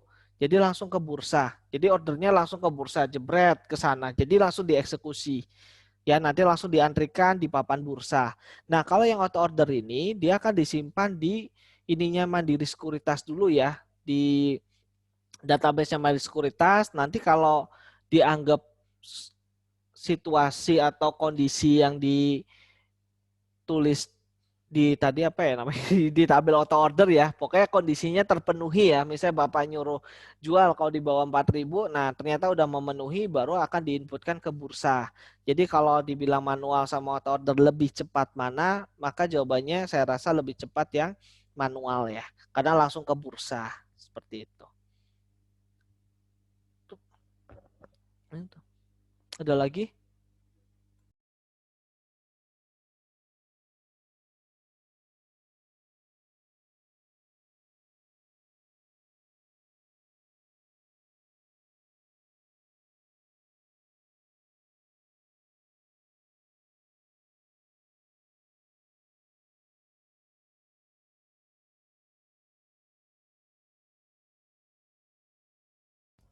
Kalau tabel seasonality itu nanti dilihatnya dari aplikasi Stockbit ya. Kalau itu dia berbayar ya. Jadi nanti kalau bagi yang pengen tanya nanti bisa tanya ke Pak Fatur aja. Nanti bisa di-sharing sama Pak Fatur untuk tabelnya gitu. Ada lagi?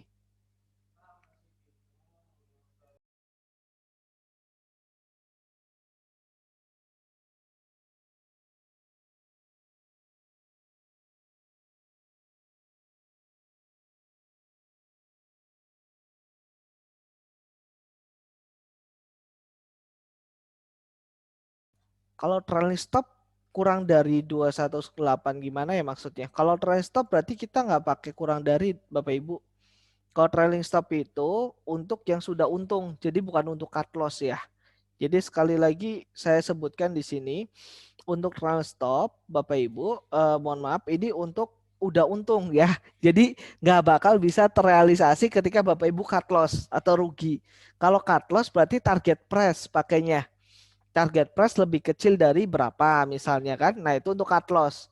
Mau pakai saham apapun misalnya MLPL di sini mau cut loss di bawah 218 berarti jangan pakai trailing stop, tapi pakainya target price lebih kecil dari seperti itu ya. Jadi bukan trailing stop. Trailing stop hanya untuk yang sudah untung.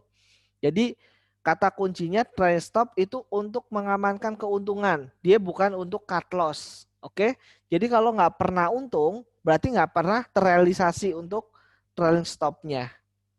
Ya, jadi makanya tadi saya sempat sebutkan untuk cut loss-nya Bapak Ibu tetap pakai yang target price aja. Target price lebih kecil dari itu ya. Gitu. Ada lagi?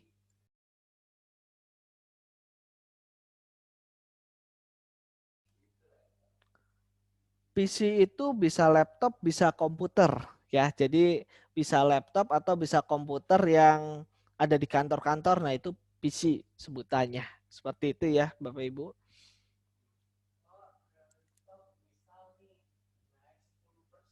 Hmm, hmm. Oh, itu sangat efektif ya. Kalau gorengannya naiknya 20%, malah kita untungnya bisa maksimal ya.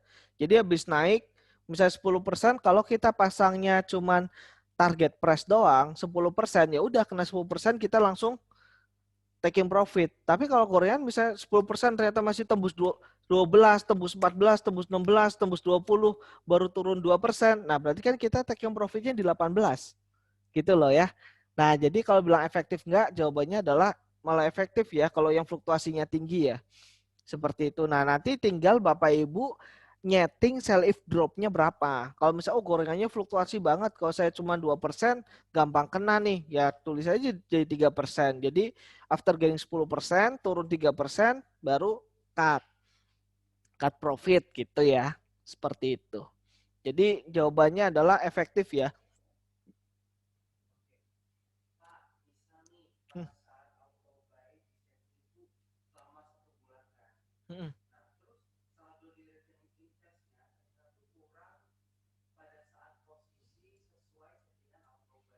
Hmm. Kalau setahu saya, kalau settingan seperti itu dan ternyata nggak memenuhi, maka otomatis akan ke reject ya Bapak Ibu. Nah, jadi nanti akan dilihat dulu secara settingannya gimana. Kalau settingannya kurang itu dalam artian yang kurang adalah cash. Cash itu cash ya, maksudnya ada gambaran ya, cash itu adalah uang kita. Kalau di Mansa kan ada namanya remain trade limit ya. Nah, remain trade limit itu uang pinjaman dari Mandiri Sekuritas. Jadi kalau cashnya kita kurang tapi remain trade limitnya masih mencukupi, tetap akan diorderkan. Jadi contoh, saya punya uang 10 juta. Saya belikan saham BRI. Oke, semuanya. Jadi kan habis nih uang cash saya. Nah, tapi secara remain trade limit, saya masih bisa bertransaksi kisaran 19 juta loh. Iya kan? Nah, saya order lagi beli saham BTN kalau turun di bawah 1.600. Saya mau beli langsung kurang lebih 16 juta lah ya, biar gampang 16 juta. Kan tadi kan saya masih bisa trading sampai 19 juta kan. Nah, berarti otomatis tereksekusi. Nanti biasanya langsung ngaruhnya ke T+2, kita langsung jadi minus. Ya, jadi jawabannya selama remain trade limitnya masih memenuhi, maka bisa tereksekusi, tapi kalau tidak memenuhi biasanya ke reject otomatis. Gitu. Nah, nanti akan pemberitahuannya biasanya lewat email atau lewat SMS ya, seperti itu.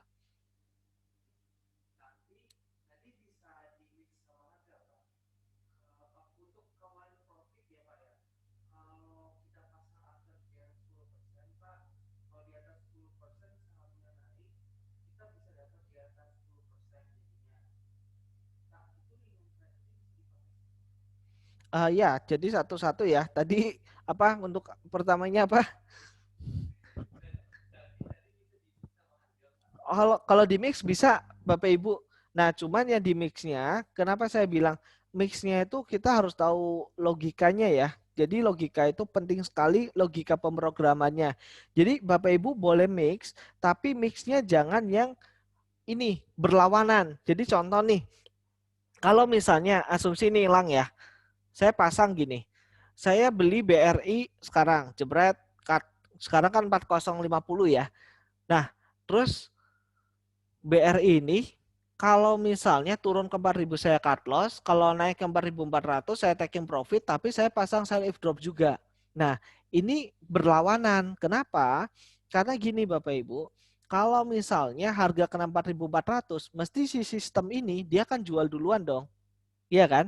Nah, berarti kegunaannya ini apa? Kegunaannya ini nggak ada gunanya, gitu loh. Kenapa? Karena harga udah kejual duluan.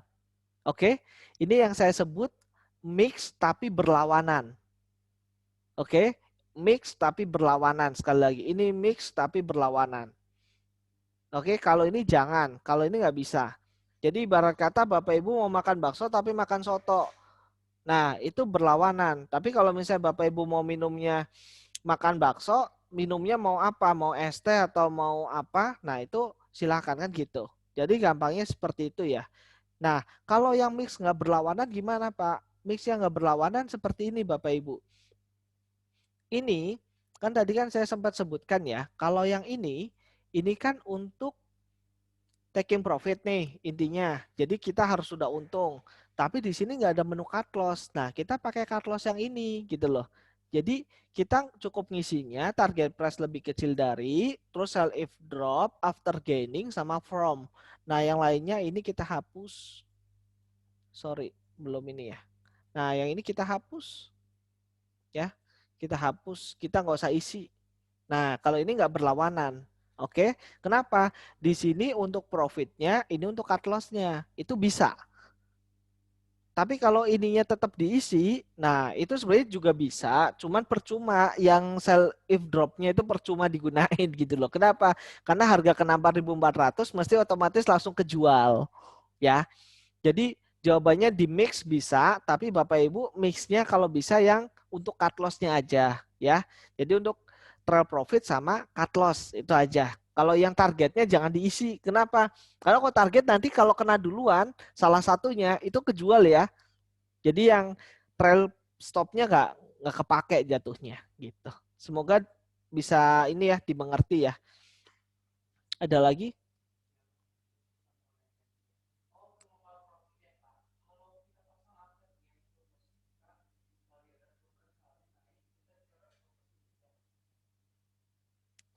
Enggak, jadi gini Bapak Ibu, untuk maksudnya seperti ini. Jadi misal ya, ini kan harga kan naik nih, set kan gini kan, set, set kan gini.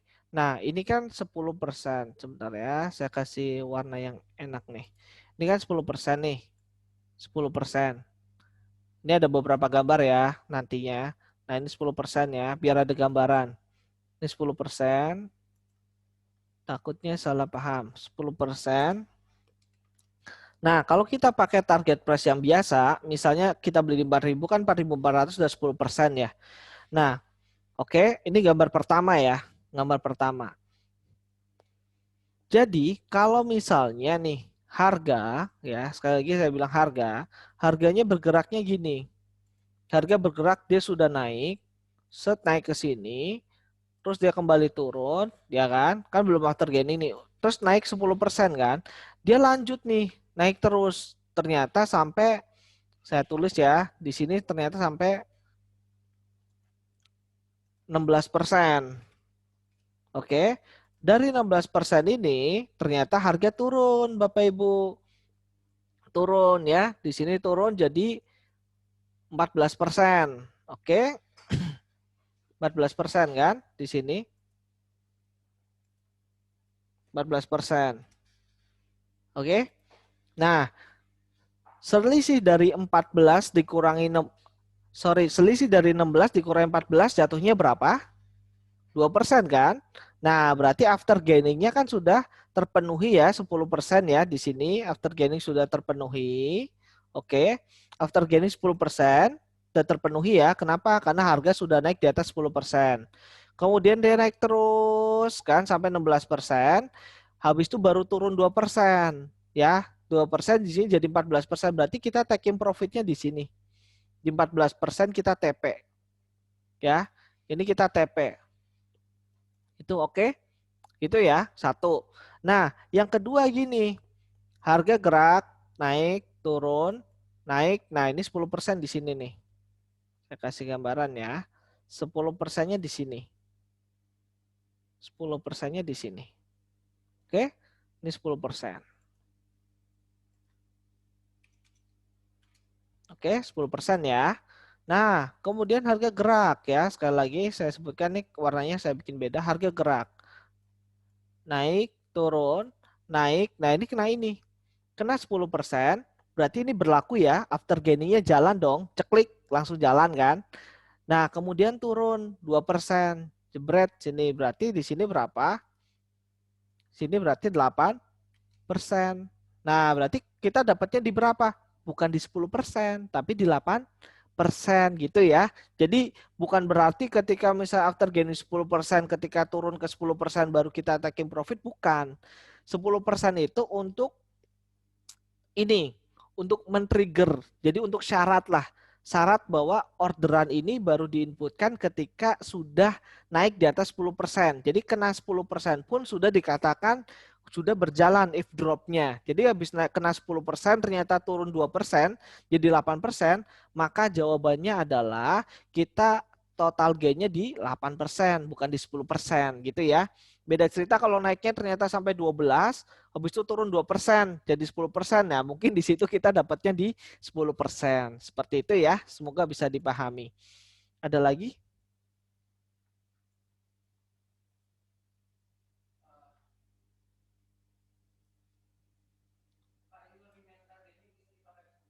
Apa?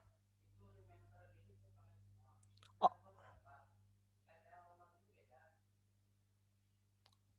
RTL itu singkatan dari remain trade limit ya. Itu yang pertama. Yang kedua bisa dipakai semua atau enggak? Jawabannya adalah bisa, namun akan dipotong namanya haircut ya. Jadi dipotong sama haircut. Jadi haircutnya berapa nanti dipotong di situ. Jadi contoh, saya punya duit 10 juta, saya belikan misalnya ya, at least saya belikan Bumi. Nah, Bumi Resource itu RTL-nya 100%. Artinya saya nggak bakal dipinjemin remain trade limit. Oke, seperti itu ya. Jadi saya otomatis sama aja nggak bisa pakai RTL.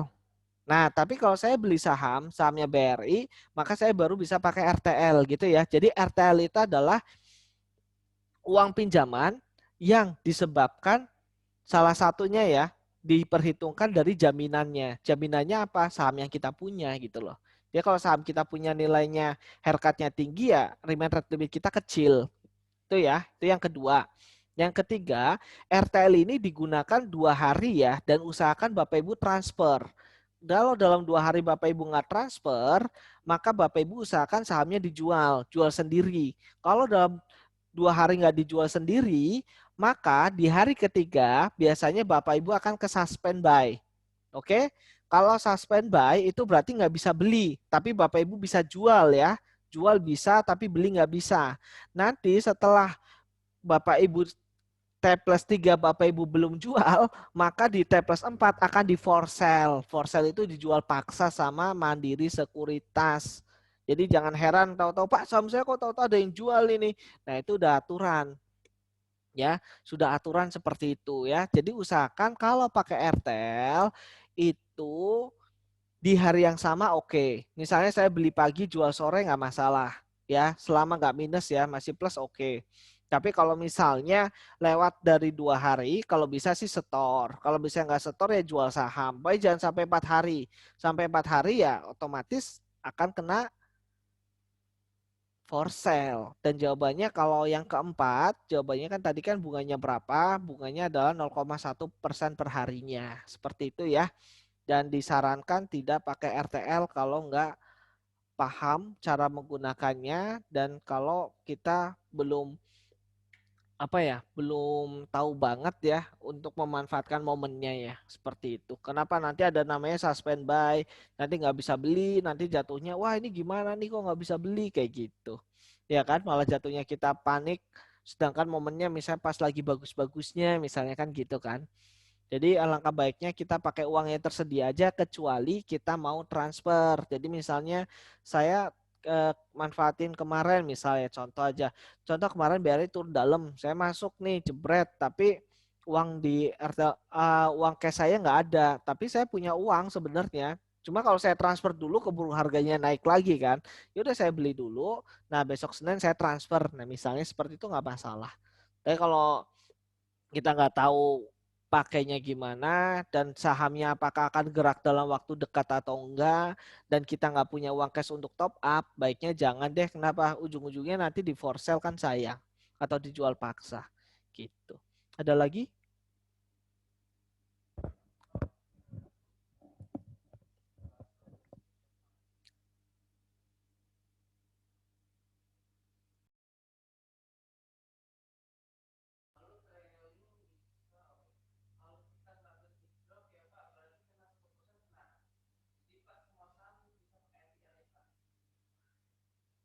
Semua saham nggak pakai RTL, Pak. Kan tadi ada yang saya sebutkan. Kalau yang haircutnya 100% dia nggak bisa pakai RTL. Gitu ya. Jadi nggak semua saham bisa pakai RTL ya. Jadi tergantung haircutnya. Kalau haircutnya 100%, coba aja Bapak beli bumi saat semuanya duitnya. Nah, maka RTL nggak bakal bisa dipakai. Kenapa?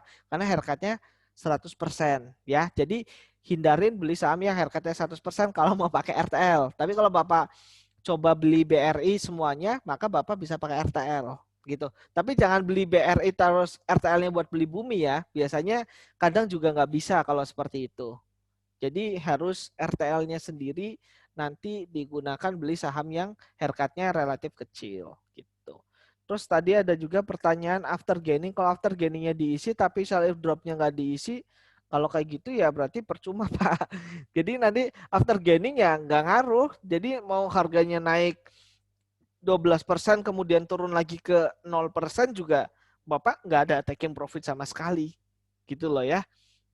Jadi sebenarnya perintah itu adalah sell if drop. After gaining itu adalah syarat perintah itu dijalankan gitu loh. Jadi ibarat kata perintahnya misalnya ya dalam Bapak Ibu naik kapal ya kan. Naik kapal itu adalah perintahnya itu adalah pakailah pelampung. Oke? Ya. Syaratnya apa? Nanti kalau misalnya kapalnya tenggelam. Jadi kalau kapalnya nggak tenggelam, ya berarti nggak usah pakai pelampung gitu loh ya. Jadi kalau misalnya Bapak Ibu pakai pelampung doang, kira-kira gimana?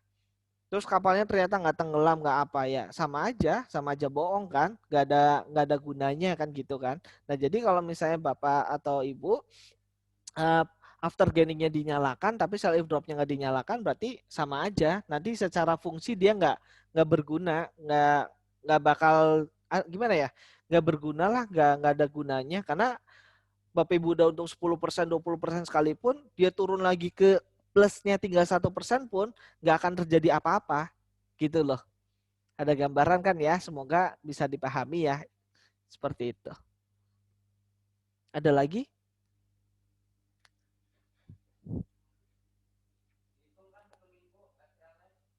Kenapa? Tergantung ya. RTL-nya apa dulu? Kalau misalnya kita pinjemnya hari Jumat, ya Sabtu Minggu nggak dihitung. Jadi RTL itu nanti ngitungnya T plus ya. Kalau T plus kita kan nggak dihitung. Tapi kalau bunga itu tetap kehitung ya. Jadi misalnya saya pinjem buat beli nih T plus 2-nya minus di hari Jumat ya, maka otomatis yang terjadi apa?